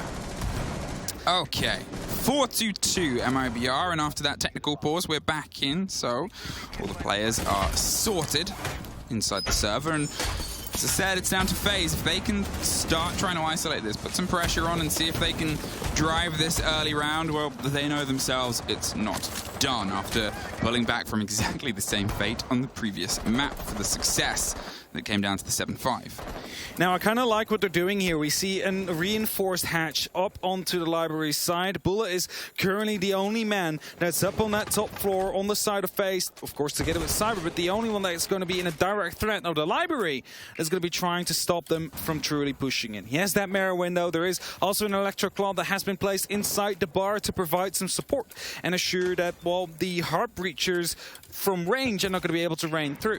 However, there is no Hibana, considering it got banned. There is no Selmas of Ace, considering he's not brought. It is an exothermic charge that MIBR have chosen to use here. And the question is, how impactful is that going to be? Because, like FaZe is currently playing, they're not really keen on letting them get close to any walls. I mean, that's it. Maybe they expected a different site. Maybe they expected a different place to be. As I said, you know, you'll often see that the top floor is a start site for a lot of people if they'll find themselves inside the bedroom in the office side instead. And here, MIBR might be trying to make do. Hey, attacker epics, not here yet. And Luca definitely is. Soul's taken off the board, and Fool's going to see if he can try and get the diffuser in. They've hopped in, and they've got themselves that big bat of control without going directly for the verticals. Suddenly, they've been able to entirely shift this round into their favor. A slip through after getting control of that pantry player on the backside and the stock line. And here with Bullet, he's going to have to go for a retake over the verticality. They saw how much was here, and they saw a locked hatch, and they said, well, there's nothing they can do. Raps there is able to get one more. The retake is scrappy, and it doesn't go their way either. Astro, all that's left here, and one locked hatch gave MIBR the confidence to take a site with the trust of that single player, and Astro's able to at least get another for his money, but not enough time to even get to the diffuser before he can start diffusing. So MIBR, they're able to swing in and take their opener here. With a very quick first round, they find that opening up onto, I believe it was the top floor, but I'm not quite sure. And as a result...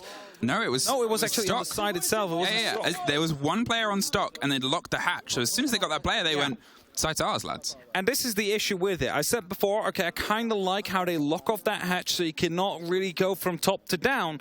But it really starts relying then on the player in stock, and you need to make sure that they cannot jump into the window as free as they did. Due to the lack of verticality that had been created before, and just look at that, it's a jump-in opening kill that comes through. And at that moment in time, the diffuser went down, there's nothing you can do anymore. The closed hatch, it can work. And it will work if you manage to keep control of that first floor.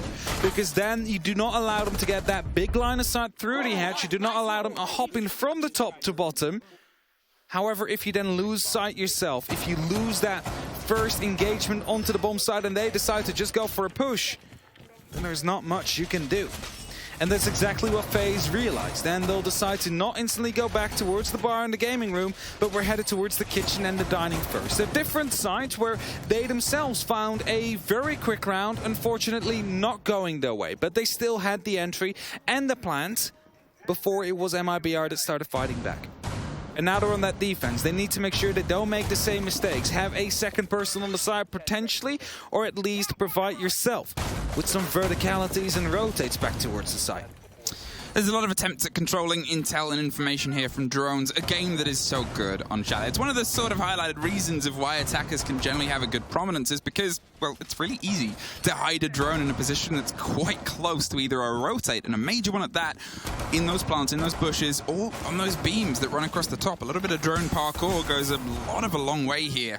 So trying to pull apart from that, trying to get those mute jammers down, and obviously the Mozzie as well. We obviously saw a lot of vigil play from the opposite side of MIBR. Drones, they are ferocious more than on a lot of other places, and it's tough to find that clarity of intel. Pings and pressure that's coming across here towards Cyber on the top floor, and you can sort of feel it getting a little bit too hot and gets himself out of there just before it gets, well, stone cold.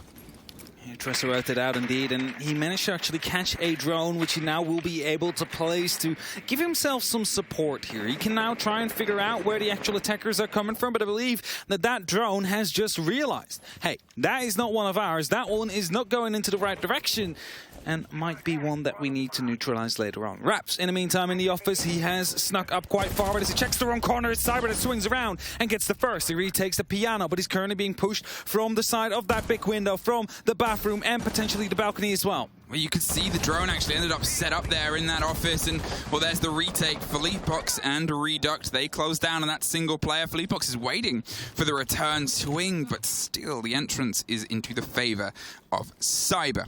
MIBR, they're trying to weigh up options here, but as soon as they go for the drop, with that alibi still standing, they're going to be revealed and under a hail of fire. They've left the diffuser, and they're just going to restack and reevaluate themselves and see if they can get some clarity of the drone game. As I said, the importance that it offers. Hey, there's that traitor drone. There it is, removed after already netting one kill, but it gives them the freedom now to start taking over the top. And when you have 4 impacts and a C4 still in pocket, it's important to keep that clarity and control. Magnets are being used as well to stop any further utility from going through, and as an exothermic is used for, well, verticality actually, not for opening up the wall that is inside Trophy. It's MIBR that have taken control. Cameraman tosses out a nitro cell, is not going to be able to net the kill as it got shot out right before it detonates. But it's MIBR that is knocking on the doors of the site right now. There's one on West, there's 2 coming in, Redux already inside the site. Do they know? It's going to be a big question. Now they definitely do, with that flashbang detonating right behind them. He goes right past one, swings onto the second there, and suddenly Reduct gets that cover, but there it is, Felipox. He was hid, dropped down, and absolutely locked off with Bullet getting that important kill inside the site itself, but falls from the top down. MIBR, they pull themselves level, and they don't look like they're ready to stop just yet. So confused what just happened. Bullet was just sitting there. The flashbangs came through. Maybe he was blind, but 2 kills picked up because he wasn't watching that door. It took a very long time before he was able to respond to whatever was happening at that moment in time. And as I go for another, what seems technical break quickly here, it is a moment for FaZe to quickly reset what's going on because 2 rounds have just been lost in a row. We have equalized the score. We're 4-on-4. Whoever wins 3 rounds out of the next 4 is going to be finding themselves with this map in their pocket. For FaZe, it means more, as they would be locking it off and will be fighting against TSM tomorrow. Whereas MIBR is, of course, trying to stall everything out and pushes over towards a map number 3. There it is. What a stage. Hey, look, I know those people at the bottom. Oh, they went. You just saw a glimpse of Parker, Demo, and Pengu. Oh, did you now? Just for a second. Did you see our fellow talents on there? Just for a little second. Photobombing the stage. Photobombing the stage on a camera.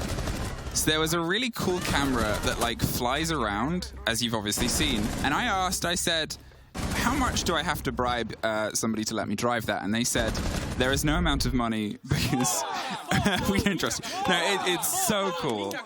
And I think they're moving the whole thing over here with all of that cool tech and bringing the stage. It's also a very expensive camera. They knew that I would crash it into somebody or the hammer. It would be like the close-up where it just like doesn't stop. I see our stage manager is indeed like, yeah, that's exactly what would happen. Yeah, right now. there was nothing else I could have given them. You would give it a bump right now. Oh, this is it. This is the danger. See, I've like goaded them into playing with that camera now. They're gonna see if they can show it off in a cool way. I will. Okay, if I can't bribe you to let me drive it, how much to bonk it onto Parker's head, who is stood? No. Checking. No. Checking. No. Okay. Not going to happen, unfortunately. We are out of the tech pause. We are. I believe we can see ourselves going back into the round. There it is. And you look at the bottom of your screen. Maybe you'll see 3 familiar heads. Maybe. No, they're framing them out this time. They've learned. They've learned. They pulled up. 4-on-4, Bar Gaming will be the site, and MIBR has started off this second half with 2 very successful attacks. And FaZe have not been able to hold on very well to their sites. Even though they did have the opening, even though we did see, you know, a little bit of play around on that top floor, there was just that singular roamer, and quickly neutralized as well by the 3 players out there looking to find a response. Now, that is a cheeky bulletproof camera down there. Has been placed on the ground. Of course, you can rotate the camera now. I know. It's for an EMP dot. It's They want to find an it's clever. It's clever if it works. And if it doesn't work, then it's okay. They try to pocket play. But I love seeing little ingenuity ideas. Hey, that hatch is locked again. Hey, remember what happened last time they locked the hatch? Someone just jumped in and got the kill onto the bar player, and suddenly the stock was open as well. So FaZe really need to make sure they have at least 2 players on the site this time, or someone ready to retake top floor control. But if you're then looking at it, Cameraman is the only one that currently carries a shotgun as well. So if they don't open up these default angles, these, you know, the floor right above the default plants, there's going to be no way of stopping another rush plant like that. Well, Raps makes sure that they take out a Snowmo camera. Cameraman suffers just from a spray through the softs and is able to escape, but now has to pay a lot of caution to the potential of somebody hitting up Snowmo's stairs and maybe seeing if they can put some pressure onto that hard reinforced wall. They obviously have the thermite, and I don't think he's able to reach with the exothermics. Usually, occasionally, you'll see a Selma or Habana pellets pop that open if she was allowed. But still, it's that cautious backline, which is the only true backline of the site. MIBR, they're going for a different take. Wider, bigger. They're making sure that they can get the full stretch of the map. And Cyber, as he's droned out, he's going to see if he can just slink away. He's able to. It's a game where FaZe are just sort of keeping them at arm's length for now.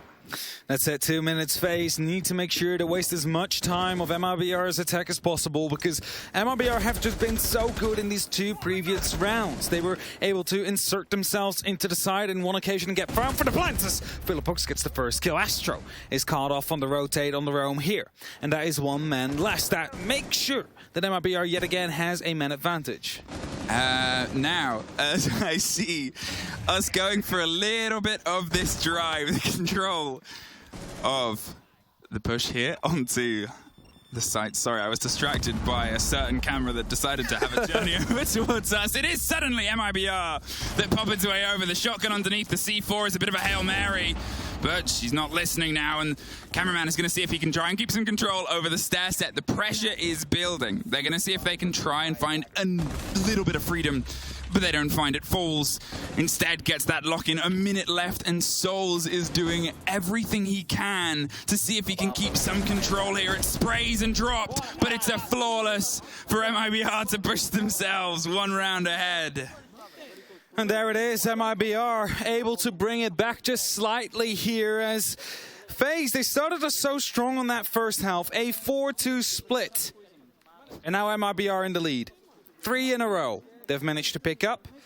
And that leaves us in this situation now where they are looking to bring us to a map number 3 if they get the opportunity to. 2 more rounds is all they need as the camera we were talking about before is going to be welcoming us here on the caster desk. Oh, wow! It actually did cut to us. I was going to get a photo of just us and it. All right, there we go. We quickly had to You'll take see it later. Sorry for the quiet. It was so funny because I just like turn around and I just see it looming. It was like, it was, you make a joke for production and production of course tends to lean into it. Great camera shot. There he goes. Bye-bye, camera. It was lovely to have you. See you later again. Kitchen dining 5-4 MIBR. We said on their attacks is where they're going to be sharp, and they are proving it themselves. They are making sure they stay this step ahead consistently, and it has been that entire return to form. We said Chalet can offer this, but at the same time we've seen obviously 2 different sites and 3 different losses, because the plant was on the first swing round on that first trip onto bar, and the second was the flawless take, and they took everything but the site itself. They are more than happy to fully extend and stretch their legs over the whole of this site. Now, what kind of annoyed me at the kitchen there is the fact that there was a lack of angles being able to be held from the side of FaZe. They closed off every single wall to trophy, all 4 of them, so there was no way of fighting back. And as soon as they were in, well, they just took the hallway afterwards. And as soon as they take the hallway, they can just go into the kitchen. And when they're in the kitchen, they'll just flash out the dining, and suddenly it's full side control for the side of MIBR. And that is something FaZe needs to stop from happening. Magnets could be a good call, but I don't think MIBR is going to be trying to go for the same execute here again. They'll probably try and play a little bit differently. After, you know, if you do the same thing twice, they will adapt, they will be ready for it, they will be able to shut you down as you go, which is not something they will be wanting to happen. So, FaZe need to defend this side. They are yet to win a round on their defense here, and MIBR is 1 away from reaching a map point. MIBR, can they thread their 4th in a row here? Can they keep that pressure going? Obviously, when you're looking at Bank as the decider here between these 2 teams, it adds such a big element of excitement. And well, we said that they're going to want to send their best in for the fight against NA and EU in future, and they're making sure that it's the full stretch and test of it so far. They're 2 rounds. As you said, 2 rounds separate them, but it's the same with FaZe. If they can get that 2, if they can just find something out, suddenly they're only 1 round away from map point. Suddenly they're only 2 rounds away from map 2. All they need. And as a fall of silence sort of spreads itself across the top, only punctuated by pre-fires through barricades. They're trying to cut down this rotation. It's a lot of sprays onto a couple of players that are a little bit loose.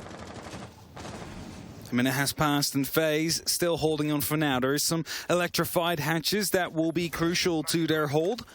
However, if MIBR just decide to hit the side again, is FaZe going to be ready? The last time, 3 members close and around the side. 3 members picked up as someone just snuck into the kitchen there. No one able to reply, no one able to respond. And as it seems like, again, a take will be made towards the trophy site. There is, again, a full reinforcement here. This time, however, will be opened up, I think, as FaZe is playing quite close. An exothermic will be placed. There's a mute jammer on the other side, though. They need to get rid of that one, but they'll just shoot a hole right above it. And as Bullet tries to challenge, he has those 2 impacts he could use to try an impact trick successfully. No, it goes all the way through. And an opening is here, and that might be the decisive factor here for this site. You went too far, too long. It's an awkward angle to get when you have to be a little bit further away from it, because the further you are, it's basic physics, the longer the arc is going to be. You can't get the sharpness to hit the roof and catch the charge. Here, Bullet is going to see if he can stick himself in as the drones come rolling in. FaZe haven't handed a player over as of yet. MIBR is still sort of pushing and shepherding. They're going for a little pocket of space, a little bit of clarity to see if they can try and stick the diffuser in and amongst it. A bit of a wide swing doesn't stop the grenade from locking in that opener. Bullet goes down, 30 seconds, and Souls has to step in once again to be that mantle pressure player. You can see Astro's going for a retake over the top here of Solarium, but it's starting to pop off against them. There's a swing round, Reduct caught out and dropped off by Cameraman underneath.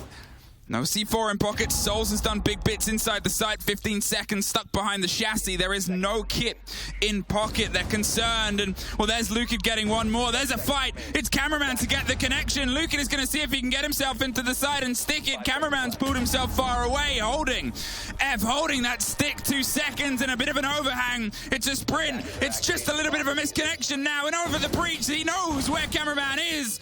Trying to pop and sing with a gun that screams when it's in the right hand right now, and Cameraman, he's able to just see the tail end of the kit. Lucan, he's stacked in, holding himself behind the half wall. He has that safety, that clarity. He knows time is on his side. Cameraman has to be the force that pushes up close. He has a rough idea on where the player is, but this gun doesn't work well on rough. It is a surgeon's instrument, and he cannot quite get the right idea of where he wants to make the first incision. Lucan pops up, and MIBR have map point.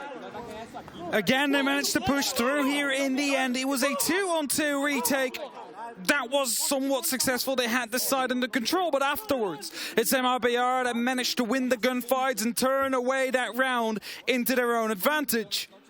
And now a map point, not just one but two, in their hands. 2 opportunities for them to maybe close out this map and push it up to map number 3, but it starts off with that grenade. Magnets not really in the right position to catch these off. Again, the reinforcement into the trophy instead of a line of sight that could have been created prevents them from challenging it. You just give free rein out to MIBR to play from right next to the side. As you said, they can just do whatever they want from there on. They open up the wall, they decide when they push, they can throw in all the utility they want. There's nothing you have to stop them at that position. And that puts them onto 6-4. And we're again heading back towards the bar for a 3rd time here under FaZe's control. Are they going to be able to finally hold off on it? Are they going to be able to finally figure out a way to stop MIBR's attacks here on Chalet? Will the hatch be hard or soft?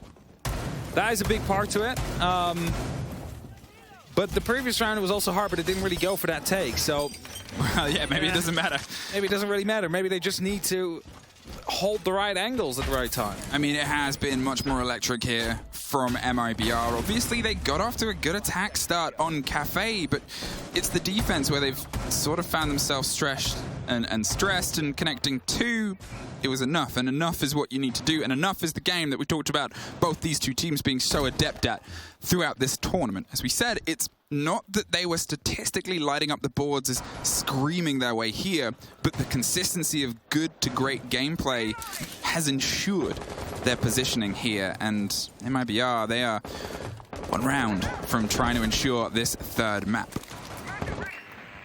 MIBR need to stay patient here, not go into a bit of a hurry, into a bit of a rush to try and make sure that they lock this off as quickly as possible. It is okay to take some time here, as long as they do find the opening and the closer in the end. 6-4. Current scoreline. FaZe 1 map up, which was won by a 5-7. Reduct's holding off some of these rotations here. If Cyber moves up a little bit too far through, he could lose his life. He starts opening up, and Bulla is the first to fall. Reduct gets an important opening kill here. It's actually a 2nd one as well. They're again exploding towards the entirety of Chalet, and as they are starting to gather some more information as well, Cyber is forced to play in a position that just lost him one of his teammates here. 2 grenades roll underneath his feet. He needs to rotate back towards the site, but that gets him killed as well. The cameraman is at least able to find one. He went for a bit of an aggressive retake over the top there and an against Reduct, who is removed from the board, but knows that he is isolated. Souls is trying his best to see if he can stack up some support, but loses the engagement. Cameraman is all that's left, keeping the map into something where they can look it out on just two. Finds the first, but Fools is looking for the stick here. The swing up Snowmo stairs doesn't quite net them the full fight, and now a post plant. Doesn't get it though. MIBR find Chalet and ensure a third map in this showdown. We are going to map number 3 very soon here as MIBR completely decimated FaZe on the attack here. Not a single defensive round was even close to being won here. And MIBR making sure that we will be going all the way. And they were celebrating. FaZe quickly needs to reconvene, see what they can do to quickly, well, get a hold of the situation here.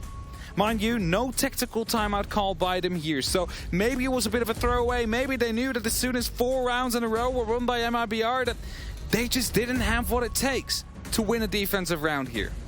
I mean, we wanted this to go all the way. You wanted to have a stretch after yesterday had these quick 2-0 games. Today was, let's have a little bit more fire. Let's have a little bit more pepper. We got that in the earlier showdown. And all of these 4 teams in this final little segment and selection, they're teams that are fighting for that title. They're teams that have beaten the gauntlet. And as we said, the reason that these 2 teams are in the lower bracket, they're gone.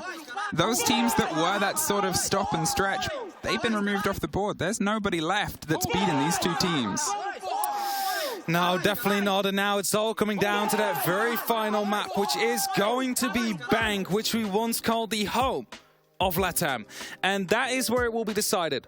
Which team will have the better start, we can almost say, to Bank? Who's going to be able to make sure they carry it into their own pockets? Because both these teams want to go and win that map number 3. Both these teams want to go to tomorrow and play for a spot in the grand finals. And that's it. And that's obviously the cost right now is, as we said, there's a familiarity between these 2 teams. And what I love to see is that they're still keeping a consistency. We'll let our analysts break it down after a quick break before we are back with Banco.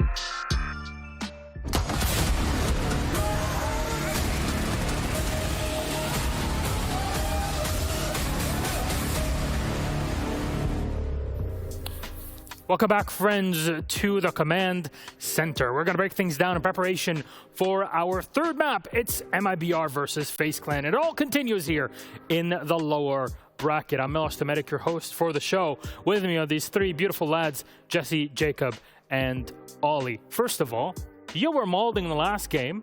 Turns out anger converts into victory with that comeback. Yeah, I'm a lot happier this time. I think both teams played pretty well. I think this was obviously a very attacker-sided Chalet, and we can get into the whys of that in a moment. But obviously we saw Team FaZe Clan going up 4-2 at the half. Then every single attacking round that MIBR had, they were able to clutch out and win. That was huge. That's kind of a problem heading into Bank 2, just because both of them have been relatively attacker-sided so far this tournament. But if only for the context of this map, yeah, that's a problem. It's like FaZe on attack, the one thing they were capable of doing on Kafe was clutching up. That was nice. They were able to get a win off the back of it. And then we have this whole saga where, yeah, they had a nice attacking half, but MIBR's was simply too potent, and there was no real method for MIBR or for FaZe Clan to really come back from something like that. I think you want to talk about attacker-sided. We can maybe even look at the operator ban. We got a smoke ban here. Yep, true. Like, that was something that we saw. We were in the green room, like, damn, these guys banning smoke. Like, that's not something you see every day. That's like Coastline yesterday, but on Chalet of all maps, that was a weird one. It's very targeted and it's very specific, and I think it all sort of snowballs into MIBR having a very concise idea of how they then wanted to deal with that smoke ban that FaZe proposed.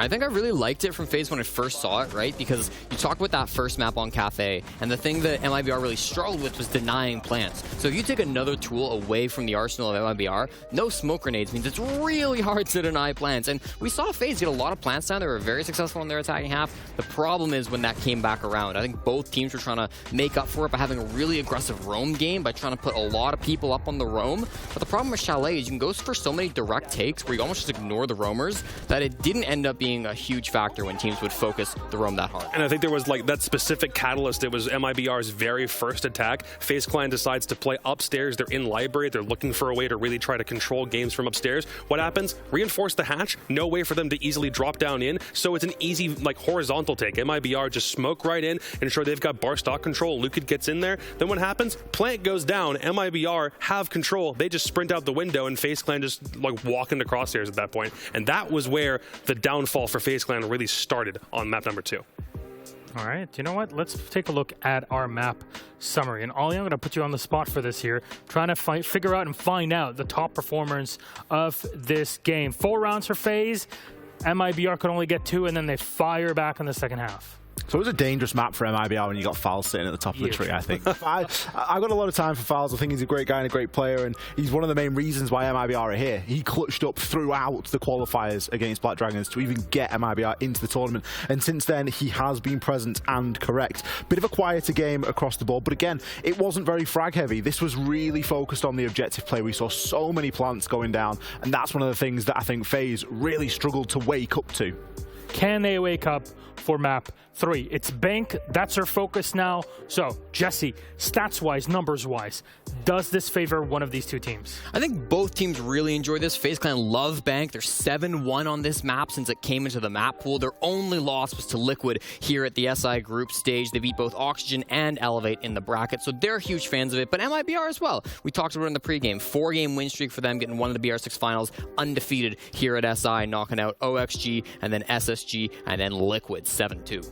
Still giving a little bit of an edge, I think, to MIBR, if only because there's got to be some momentum from 5 straight wins on map number 2 to even get us to this point. And again, it is a map that MIBR themselves, even if it's not like one that they favor above everything else, it's going to be a close contest because we know FaZe likes it. MIBR still does appear to be in the driver's seat after map 2.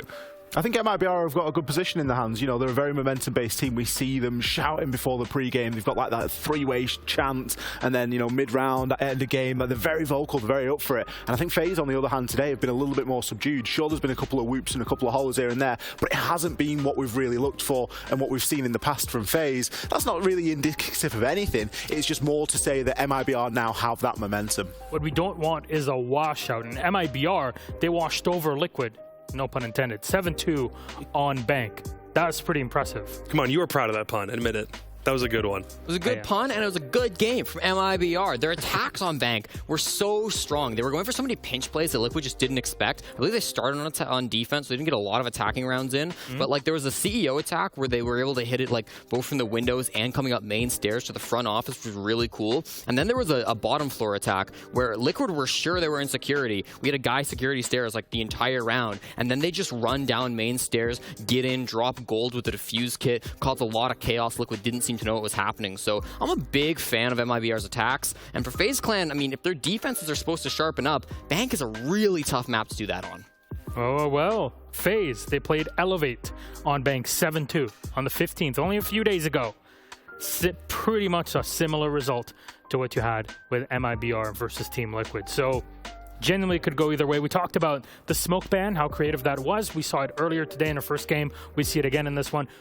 Any kind of oddities that we might see? I mean, I'd look toward an OSA ban, honestly, for both teams. I think that's something that they can both do in pretty equal spades. Anything for additional window denial, especially for those top floor like clears, especially back, like from janitor back to the window. I'm looking at OSA. If it doesn't get banned, it will get played a lot.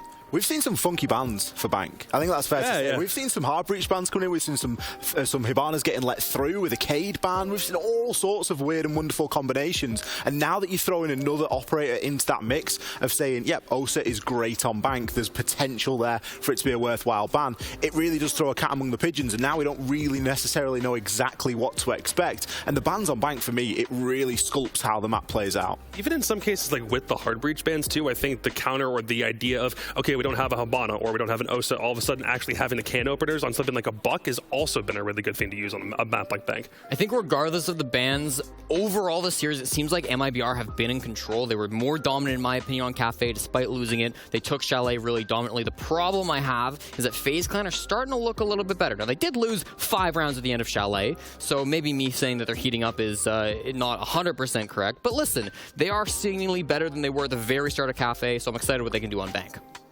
Who takes this? Just give me a team name. MIBR. Gotta stick with FaZe.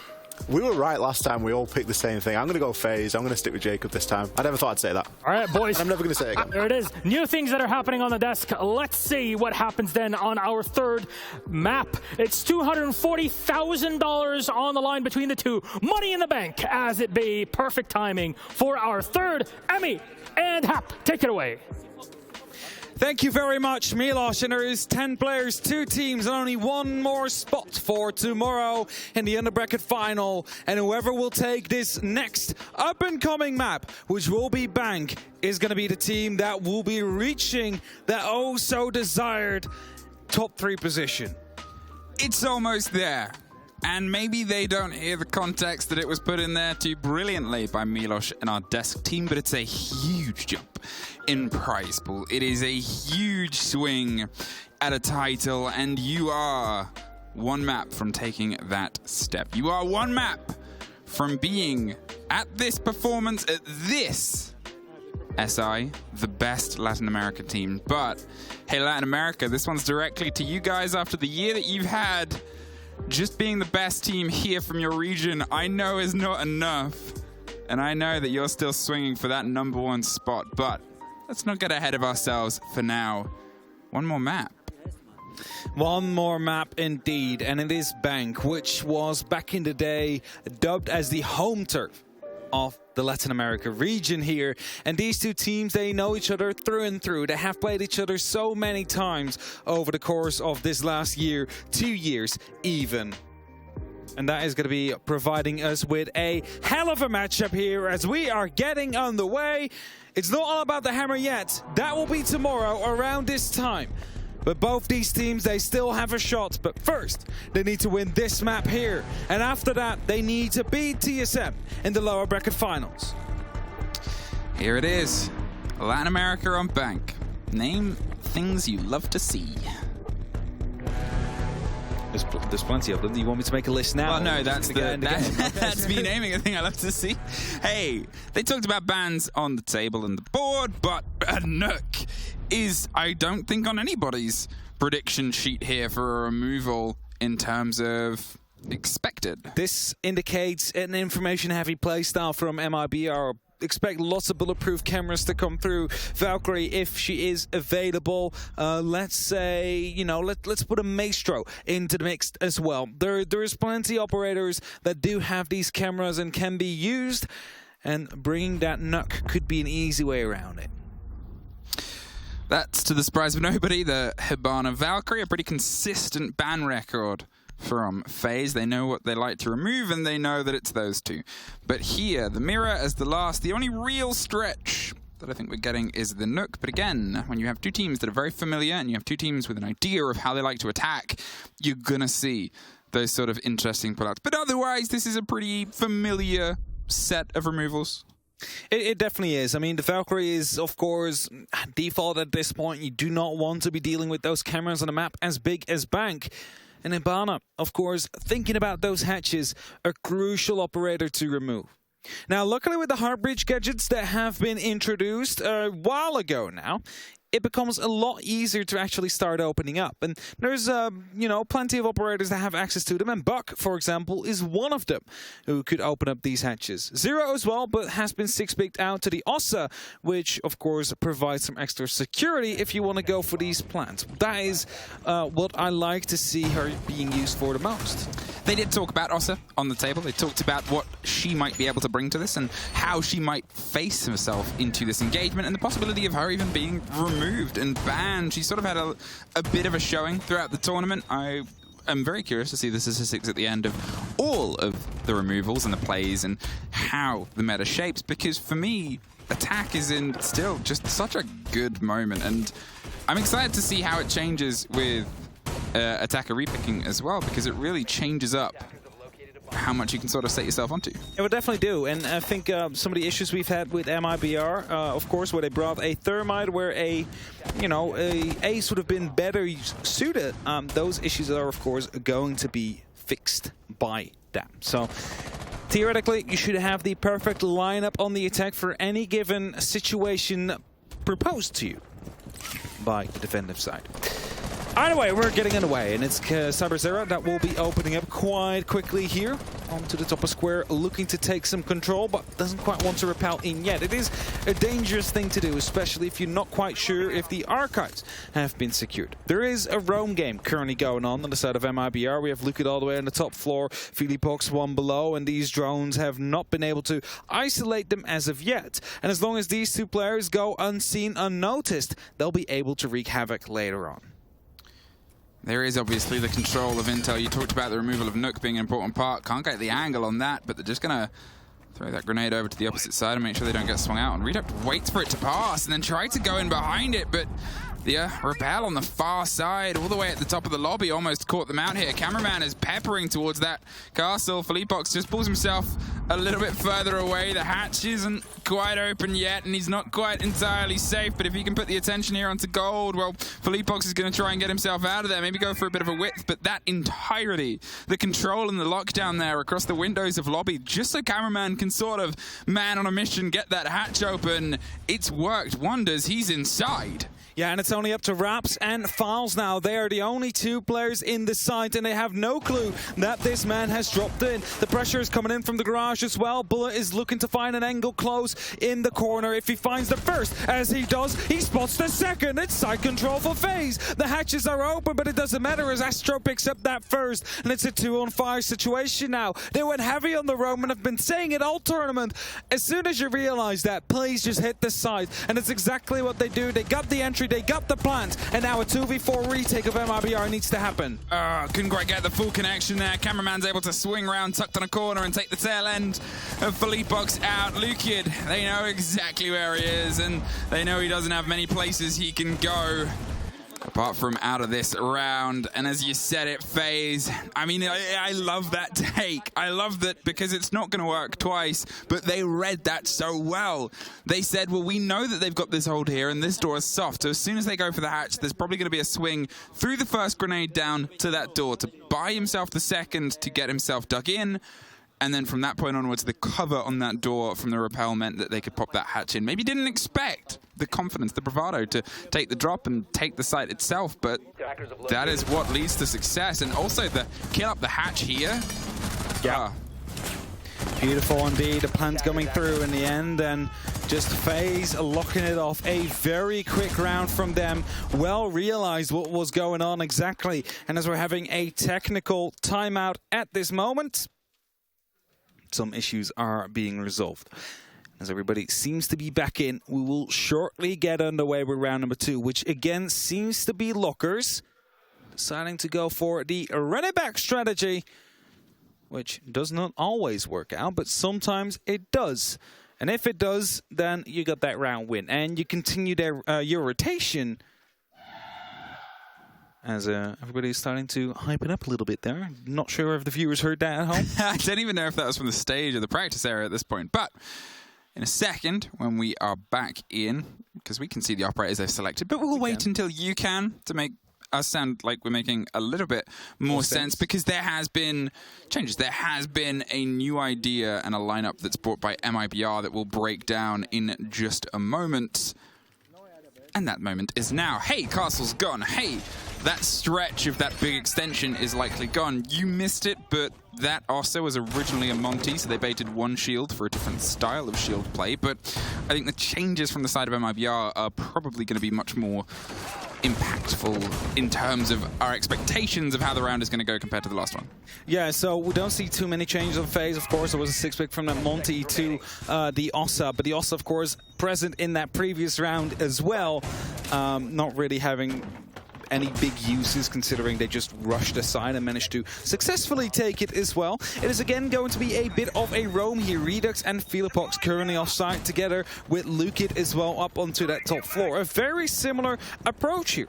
And as FaZe drops down into the tunnel this time with 2 members, they might be able to quickly push through if they find Fowls, who is currently playing near the server stack. It is a shield, it is drones that come through as well, and a shotgun on the other side of it, together with 3 or 2 more smoke canisters to stop this from happening. I was going to say it's a pre-placed here, and they're waiting for that swing round. And there it goes. Ossa is stopped on the door. They maybe expected somebody to swing around on the shoulder, but it's Bullet on the stairs. The drone goes ahead, and there is an easy pickup for Bullet. Reduct bites back, drops Cameraman, keeps a little bit of control, but you lose the smoke that early. You lose control of that side of the site. Now it's just Raps seeing if they can keep that door locked. And, well, Ossa has a different idea. They've been able to get the shield all the way in, and the diffuser's not with her for now, but still, if they can somehow get a second one down, it just takes Souls being able to breach that soft potentially in a delicate way so they don't pop the shield, and they have a free sort of extension outside of an Echo drone and 2 C4s.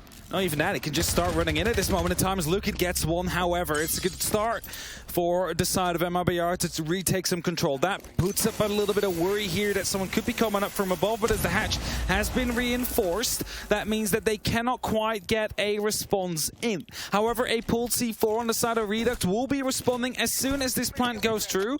As it comes in, they probably don't have a clue. And with 2 seconds left on the clock, they might not know either. No, it wasn't that. It was a fantastically played grenade. They bounced the grenade down towards that gold corner side just as they swung, and Redux had to pull back, and suddenly it's sprayed in the post plant, but it's Philipox down on the blue stairs, caught out. And it's still a back and forth, but over the top of that irritating plexiglass, they're waiting for a pop-up, but there's nothing you can do. FaZe, with very well played and placed utilities, stopped MIBR being able to bite back at that shield placement. And for all the times this tournament, I know you've said this is what Ossa can do. This is exactly what she should That do. is what Ossa can do. This is how I envisioned or the gadget to be useful.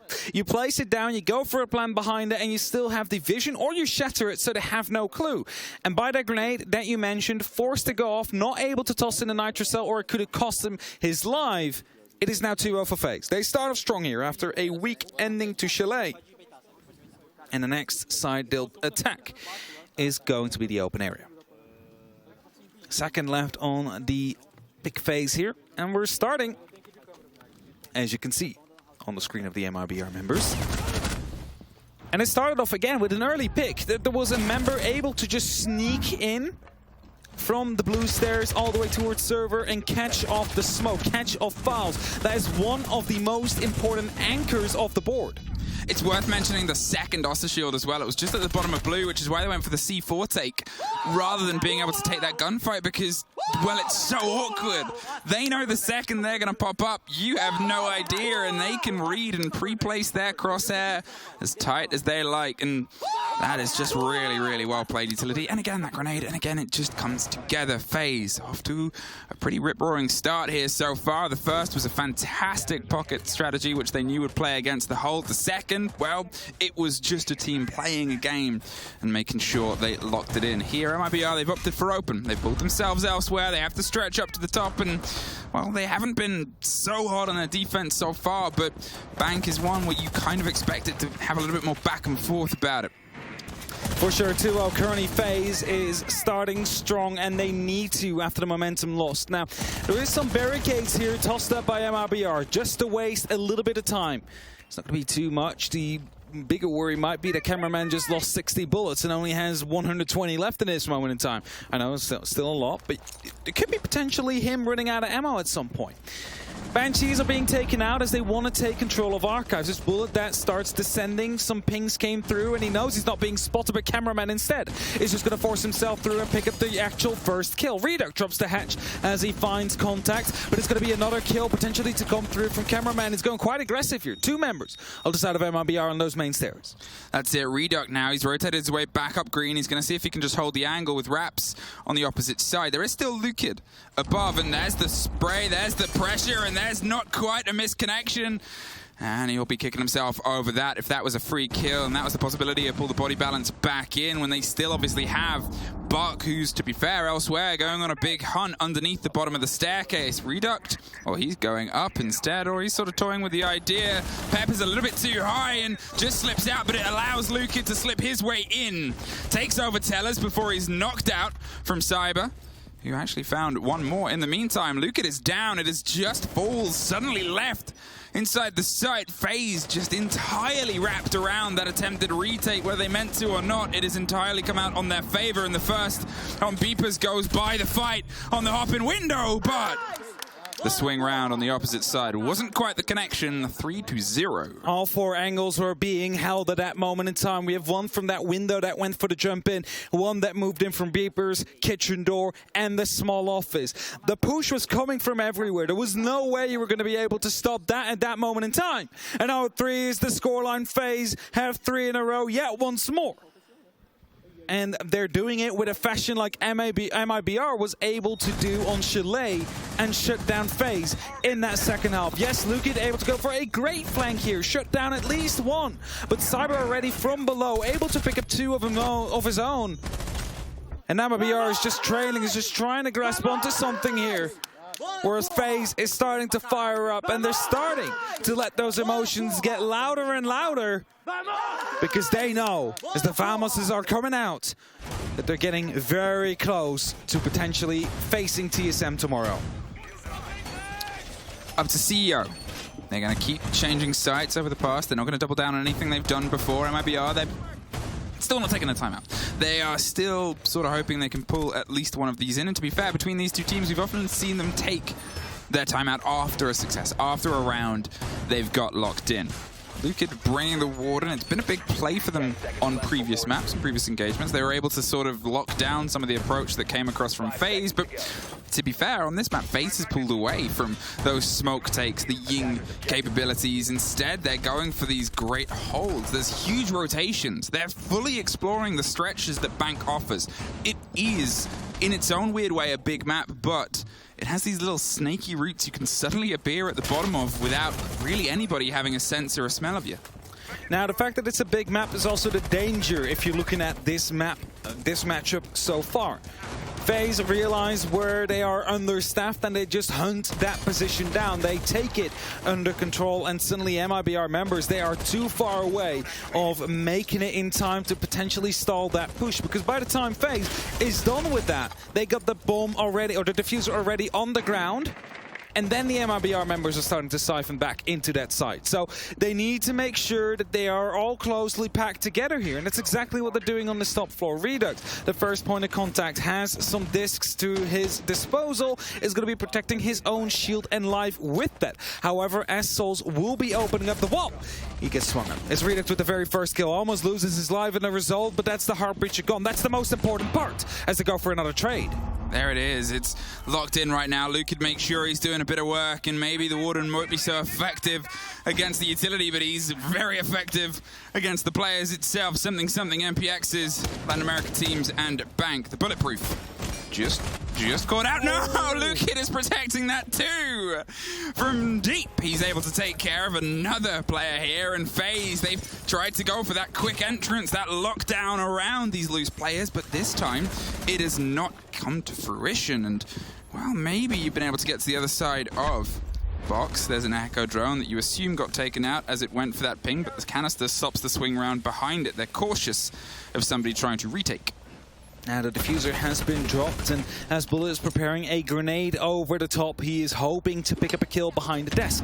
It's not going to be doing that. It's actually going to get swung on here by Falls, who gets the down and will confirm it as well as wraps to the very final kill. And MIBR to pick up a round here. The fourth one of the map is going their way. The worry with this is, however, is that CAO is now locked for the rest of the game until we reach overtime. They're not able to go back towards it, and that means they need to find wins on 2 separate occasions on 2 new sites that they haven't won before.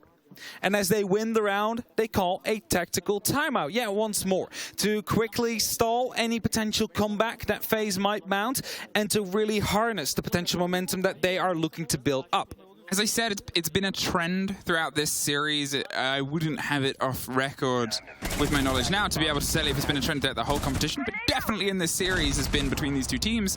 They get success and then they talk about how they can build behind it. They ensure that they can go over what they believe potentially was what let it in, or how they can ensure that the pace of the game is theirs. It could be on that sort of break where they say, well, listen, we now have a bit of control. Let's let them stew in that for a second, and let's sit in this moment and say, well, it's ours now, and this is how we're going to lock it out. And obviously, as you said, they cannot go back to the top floor. They have every other site available to them, based on only being able to pull 1 defense. And if I'm going to quote map statistics for the others, I believe Bank is still one where if you're on the 4-2 split once again, you're not looking too shabby. No, you definitely won't be looking too shabby here. And maybe they use that tactical timeout as well. Okay, boys, we lost these next 2 signs that we need to play. We need to win. This is what happened. This is what we need to improve on. And, you know, instead of going open area first, which is what they seem to lock in, they swapped in the middle of that tactical timeout towards lockers, towards that basement. So they will feel more comfortable and more, you know, sure of the fact that they can win this bottom floor push. This time around, no Asa on the board. So they're not going to be able to sneak in a plant very quietly, as MIBR is nothing available to themselves to stop it. I mean, last time they had those yokais, but they were in a position for the default plant, not for the Osa plant. And the C4 that was being pulled was countered by a grenade that was perfectly tossed in. I'm not quite sure, did he get the C4 in the end, or was it just him having to fall back because of the indicator?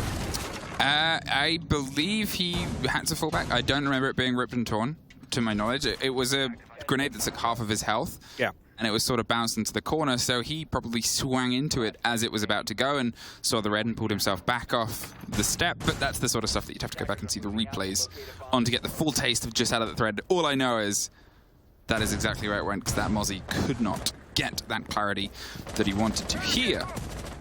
As you said, FaZe, they do not have the Osa. They still have the Zero, which, you know, we've sort of highlighted in previous games, where I love the control that it can offer. It gives you so much width on a map like Bank. I think here in Chalet is where he's sort of at his strongest, with a huge lobby space and many angles you can dig those cameras in without them being caught out. And whether that's something that's directly leading into the pushes here of Astro, or it's just these pre-placed drones, they seem to have a really good idea on where MIBR are sort of setting themselves up.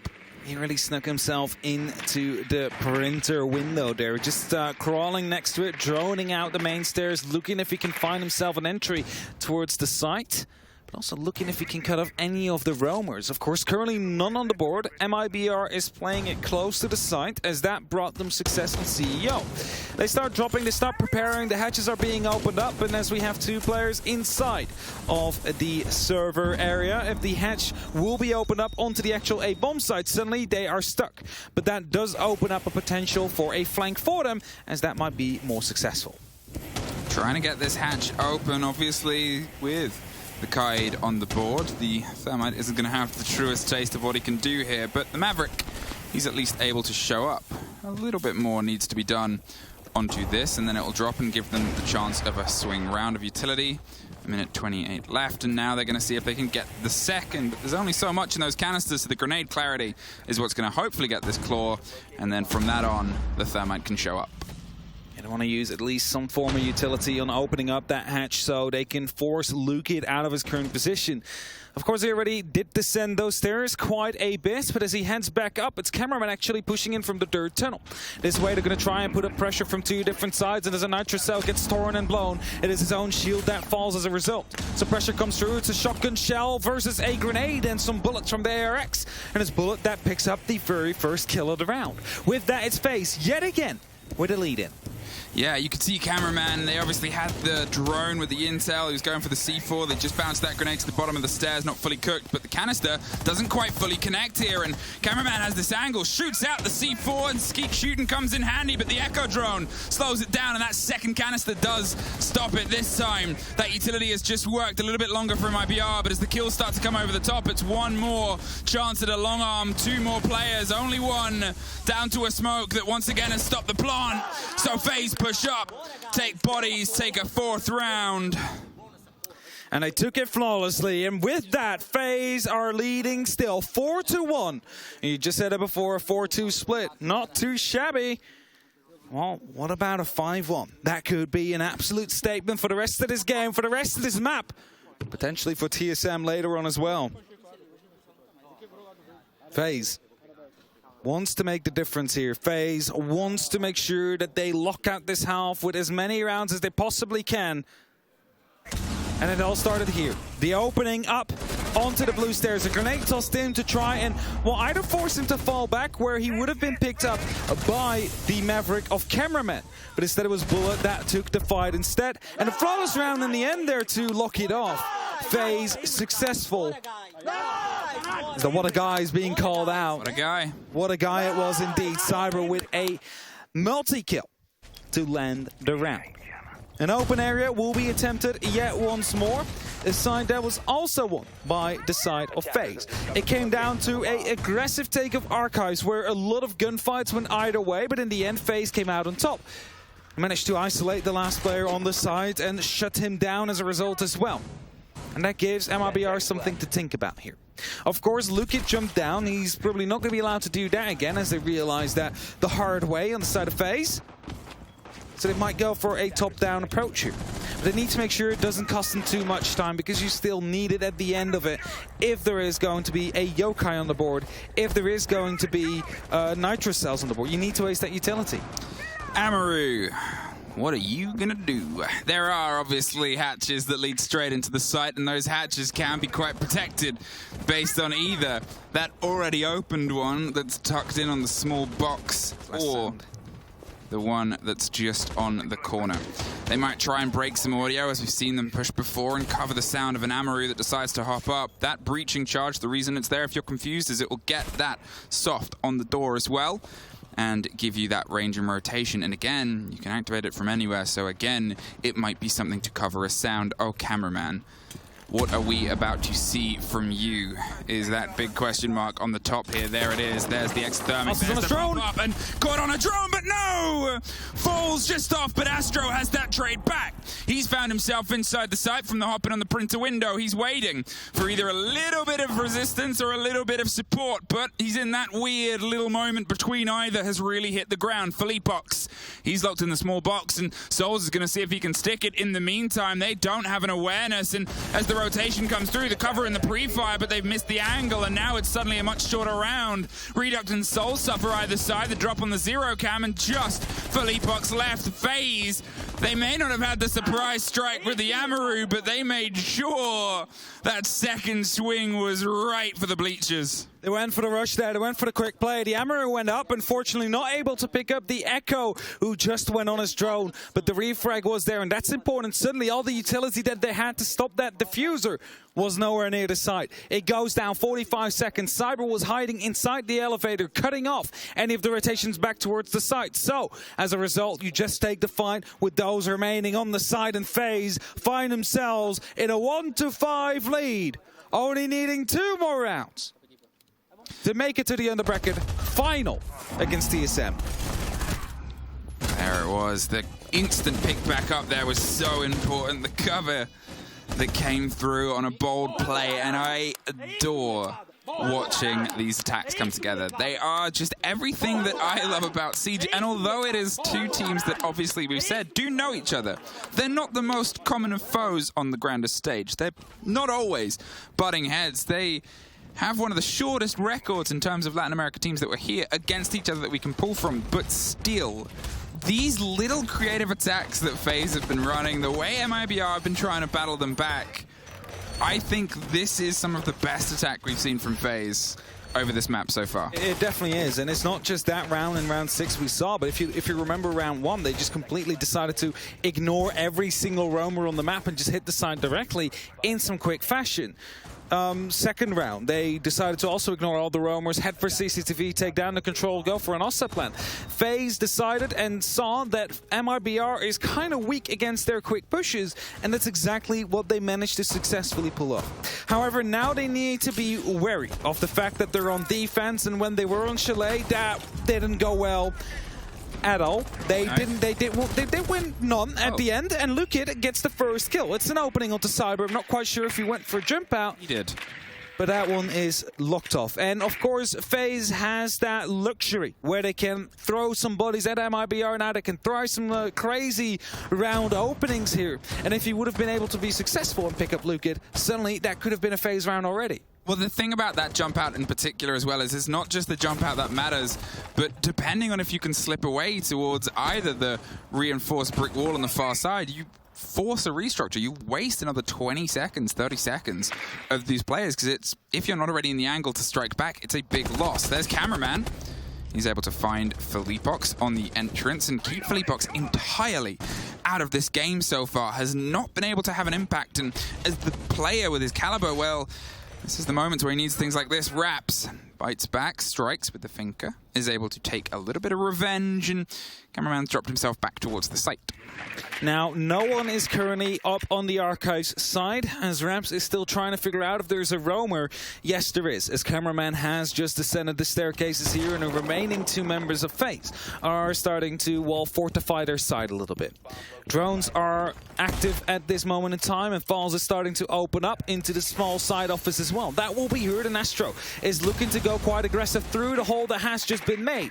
And as he goes through all the way into Archives, it's Reduct that picks up the kill, brings it to a 4-on-2, a 2-man advantage here on the side of FaZe. Cameraman wants to get a bit of revenge now. He spills himself into Archives, and what he's got written down is a freebie in just a second. He's waiting, and there it is. The patience to see if he could strike a second over the shoulder, but was not gifted with that. The drone, it was finished doing, and Cameraman, well, he had other places to be.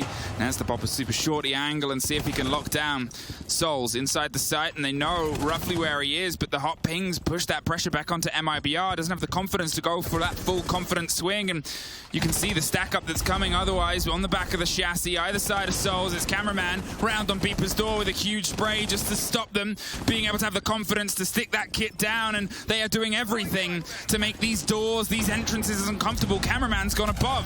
He's ready to drop this hatch and go for a huge take round on the back, but doesn't quite get the full connection. They don't know he's there though, and it's Souls that gets that opener, and from deep, Cameraman still just does enough to bite, but dropping out, keeping that advantage, seeing if they can stop the plant, which is already not in anyone's hand. MIBR, they're a little bit lost in the sauce. Got to get the pickup and see if they can stick it in the cover on the Maestro. He has 1 door, 1 option, and continual hot pings, but it's just the diffuser that he's able to get down the second after.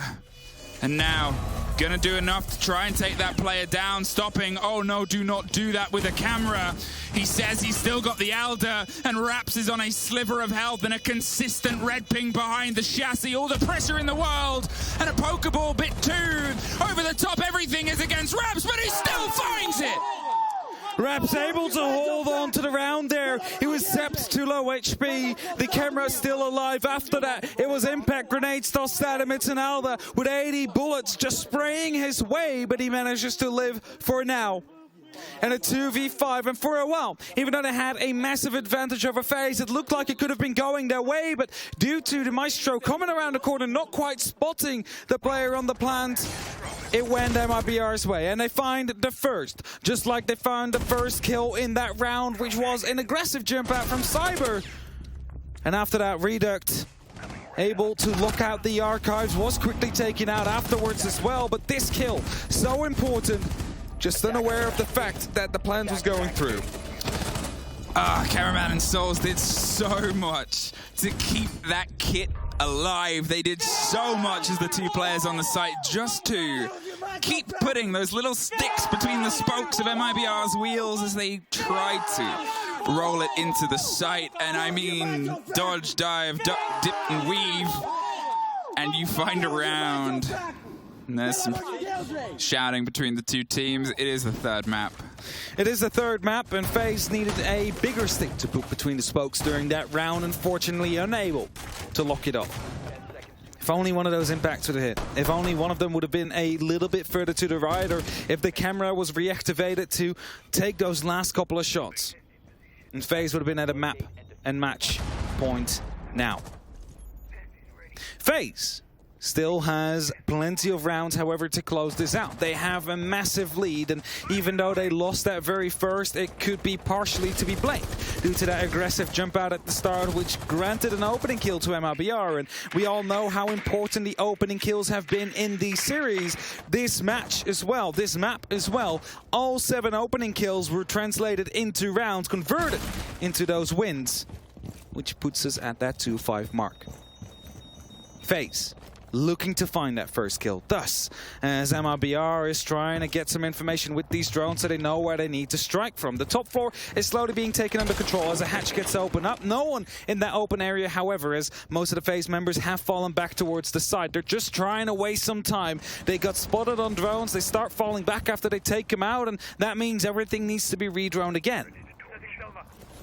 Well, Luca, he's getting himself down on those white stairs. He's seeing if he can put some presence in, but here's the Maverick that might start rolling some grenades that, as you can see, instantly forces a couple of FaZe players to fall to new positions. They were kind of aggressive on the door there, but they've realized that aggression is probably going to cost them sooner rather than later, apart from Cameraman, who was looking for a fight, angling from the verticality, or the reverse of it. But here, MIBR, they're free across these top floors to start their setup here, and FaZe, they're just being pushed a little bit further back into the site. They're waiting for the engagement, but otherwise it's just a long wait. It's going to be a long wait indeed. 80 seconds left. There's a little bit of damage done on elsewhere on the Maverick as the hatch that now gets opened up. One of them, at least. The second one is still being worked on, and with those 70 seconds on that clock, there is not much time. MIBR, they need to decide if they want to go for just a full-out take and force into the site here. If you look at the utility they have available to themselves, there is going to be 3 flashbangs and 6 grenades they could try and, first of all, dislocate Cameraman with, because he is in a crucial position here behind the server stack. If he manages to hold on for just a little bit longer, he can definitely change this round. And as the drones are coming through, and so does the adrenaline surge, as Raps that wants to go for this very first gunfight. But the flashbangs, they need to lead in. A grenade gets tossed in right after. If you don't need to take the fight, you won't take it. But it's going to be the shield that gets removed instead. The second one will, however, down him, and FaZe will confirm the kill. But 30 seconds, he did a huge amount to waste some time there, and Cameraman has been this consistent problem. Now it's seeing if they can actually get the lock-in on the site, but look, canisters and C4s, the door is locked, and a man is hopped up on a table, making sure that you get anywhere close, you're in danger. You've got to go for a huge pickup, but you got 15 seconds in the kit, mate. You have to try and force this door in the fight on the far side. Reduct goes for a swing, Lukin with one more. No diffuser in pocket, it has to be the kill on the final players. Will he be able to make the distance count? Picked up and held F just in time. Bullet in the last engagement there, swings round either side. It's a big fight, and Philippox is caught, and there it is, a post-blood, but it's somehow reducked. How does he find that with nothing other than the plucky idea of I'm gonna cake this? It took a little bit too much time there in the end to get that final 1v1 in the garage, and so it just continues to develop. MIBR getting back into this game one round at a time. And here we find ourselves at a 3-5 scoreline, which was supposed to be a little bit of a clear-cut game. And now a tactical timeout is being called by the side of FaZe, because this is 2 rounds now that slip away from them. 2 rounds where they were able to at least put themselves in a good position, and 2 rounds where they weren't able to close. And all they need is 2 rounds. Oh, it was so close. It was so close, but it's been, as you said, the story of the past 2 rounds. So close does not round make. And it is those little slivers, that plucky attitude MIBR has had this entire tournament of refusing to lose. They refuse to admit a round is done. And that drive of we can still make this has just netted them 2 rounds in a row. Now, if you're a FaZe fan, do not be worried yet. We all know how Chalet went, but they looked absolutely lost on Chalet. FaZe, that was. MIBR completely shut them out, decimated them over there. These rounds are a lot closer, coming down to these last 2v2s, 1v1s in the end, where, you know, in the end, it is just MIBR pulling it out. But it's starting to irritate you at some point. That's a second 1v1 that should have been won, but was lost in the end. And that is 2 rounds MIBR have taken away from your 4-round lead, reducing it to only 2. And again, I will tell you, the only rounds that FaZe need is 2. 1 more, and they're on match series points. 2 more, and they managed to confirm it. And MIBR, again, refusing to die. Philippebox found his first that round as well, and if it's the spark that starts a player that's otherwise been missing in this map, at least in terms of getting aggression, but getting on the attack, it's a different drive, it's a different part, rather than being on the defense. It could be a factor for MIBR to build it behind here. Otherwise, as I said, I mean, the game isn't done, it isn't over, it feels like it's just starting somehow. And this has been every map. This has been everything that we wanted from this series, because it's 2 teams that have shown up, and they're still showing up. And at the start, I said I wanted to see them turn into diamonds, and we're getting that.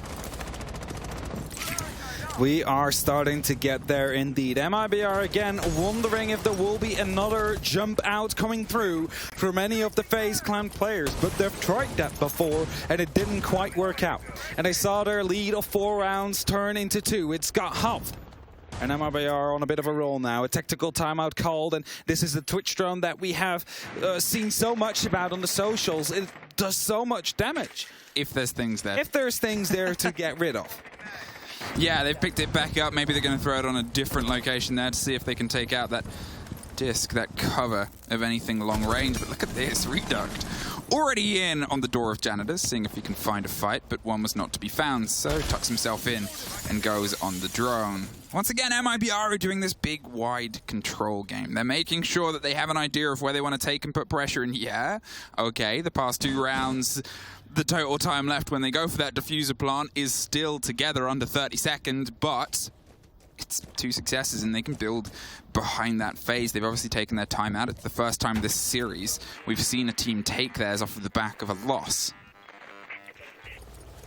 Yeah, and that might be a bit of a worry, because that means there is definitely something that needs to be fixed. Now, Magnets are picking up these grenades and deal small amounts of damage here and there, but nothing quite as substantial to the flooring or its protection, as this is a yellow ping to come through. Reduct is hoping to go for a chase, and as FaZe just strikes, it's Astro with a triple kill that opens it up, but Reduct again is starting to come back. Astro outside, however, with that diffuser, could have already locked off this round here. It was the jump out.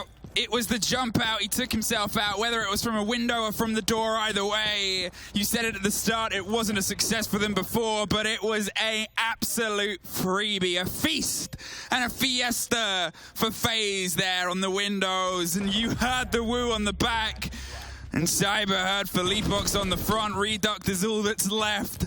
A little bit lost here. The diffuser hasn't been able to make any presence or growth into the site, and that game there, that attempt to find the fight a little bit later, well, it nets FaZe that eponymous round, that one that just says you need just one. And that's it, they need just 1 more round to be making it to the Underbracket Finals tomorrow against TSM. And that jump out that Astro just pulled off there with the triple kill to follow it up. It was Reduct trying to salvage whatever was left as it got too quickly after on the side itself. But the diffuser dropped. Not his teammate close to try and capitalize of what he had managed to create. It is now 3 map and series points here for FaZe Clan. Just one more. Just one more?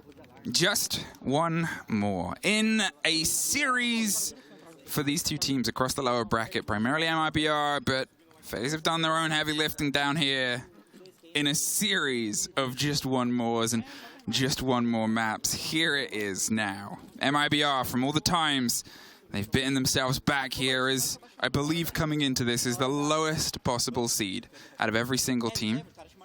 They have done huge amounts against that power, against the probabilities and against the year that they've had. And they just need 3 rounds now to keep this game alive. FaZe, obviously, they have been able to come into this with a huge title from the year already under their belt.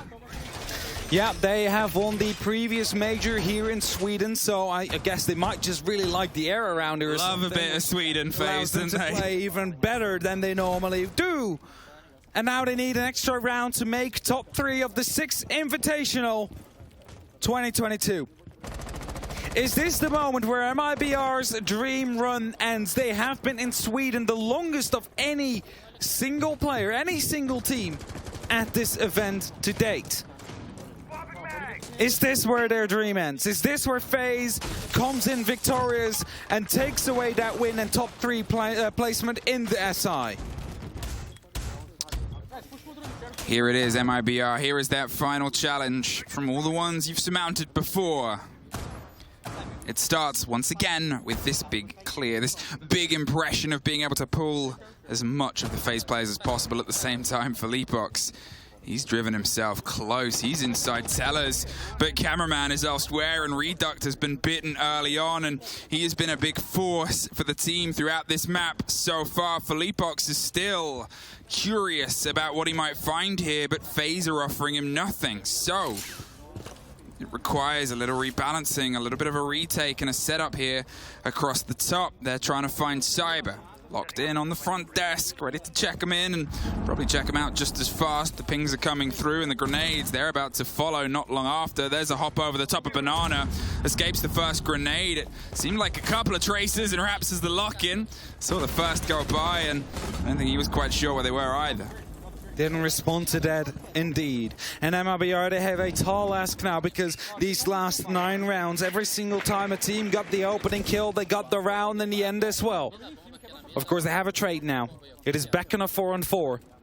But FaZe need to hold them for 70 more seconds if they want to lock this off. The castle barricade gets opened up here. Astro will be receiving some pressure here. Souls and Cameraman are on the backside, whereas Bullet is protecting the bottom of the square area.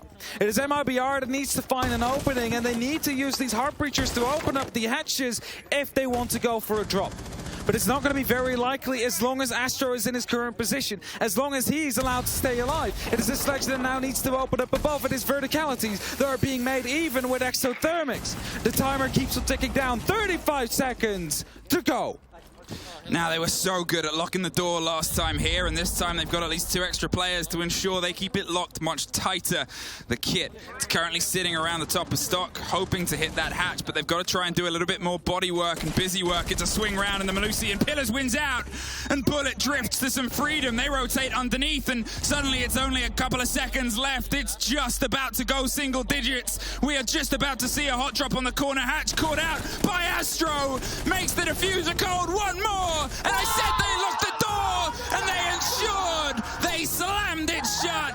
FaZe Clan, they take this. They find themselves moving forward to the lower bracket final. MIBR made them work for it, and they may have come into this as the lowest seed, but they are leaving with their heads held so high and a massive promise for the next year. But FaZe, one tile in Sweden before, 2 more games separate you from 1 more, and this one is the biggest you can win. FaZe, of course, happy that they survive, and they will be proceeding to the final day of the 6th Invitational. Of course, there is disappointment at MIBR's side, but they have shut out so many tournament favorites. Everybody slept on them to some extent, and they have surprised everybody. They showed the whole world They should not be slapped on, and they can leave, as you said, with their heads held high. I mean, you can see from our perspective and yours, it is a region that has been bound together by blood, sweat, and tears, and a hell of a year of Rainbow Six Siege. And only one of them could progress, but you cannot fault any of these players for giving it their all and making sure Latin America, your sole remaining recipient, your sole team swinging that flag and driving themselves through, has had the trial by fire to ensure they are ready as best as they can to take TSM and potentially Empire all the way.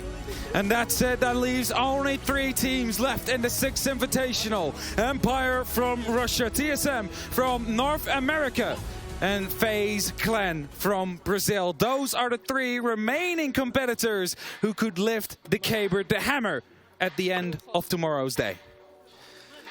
It was a series.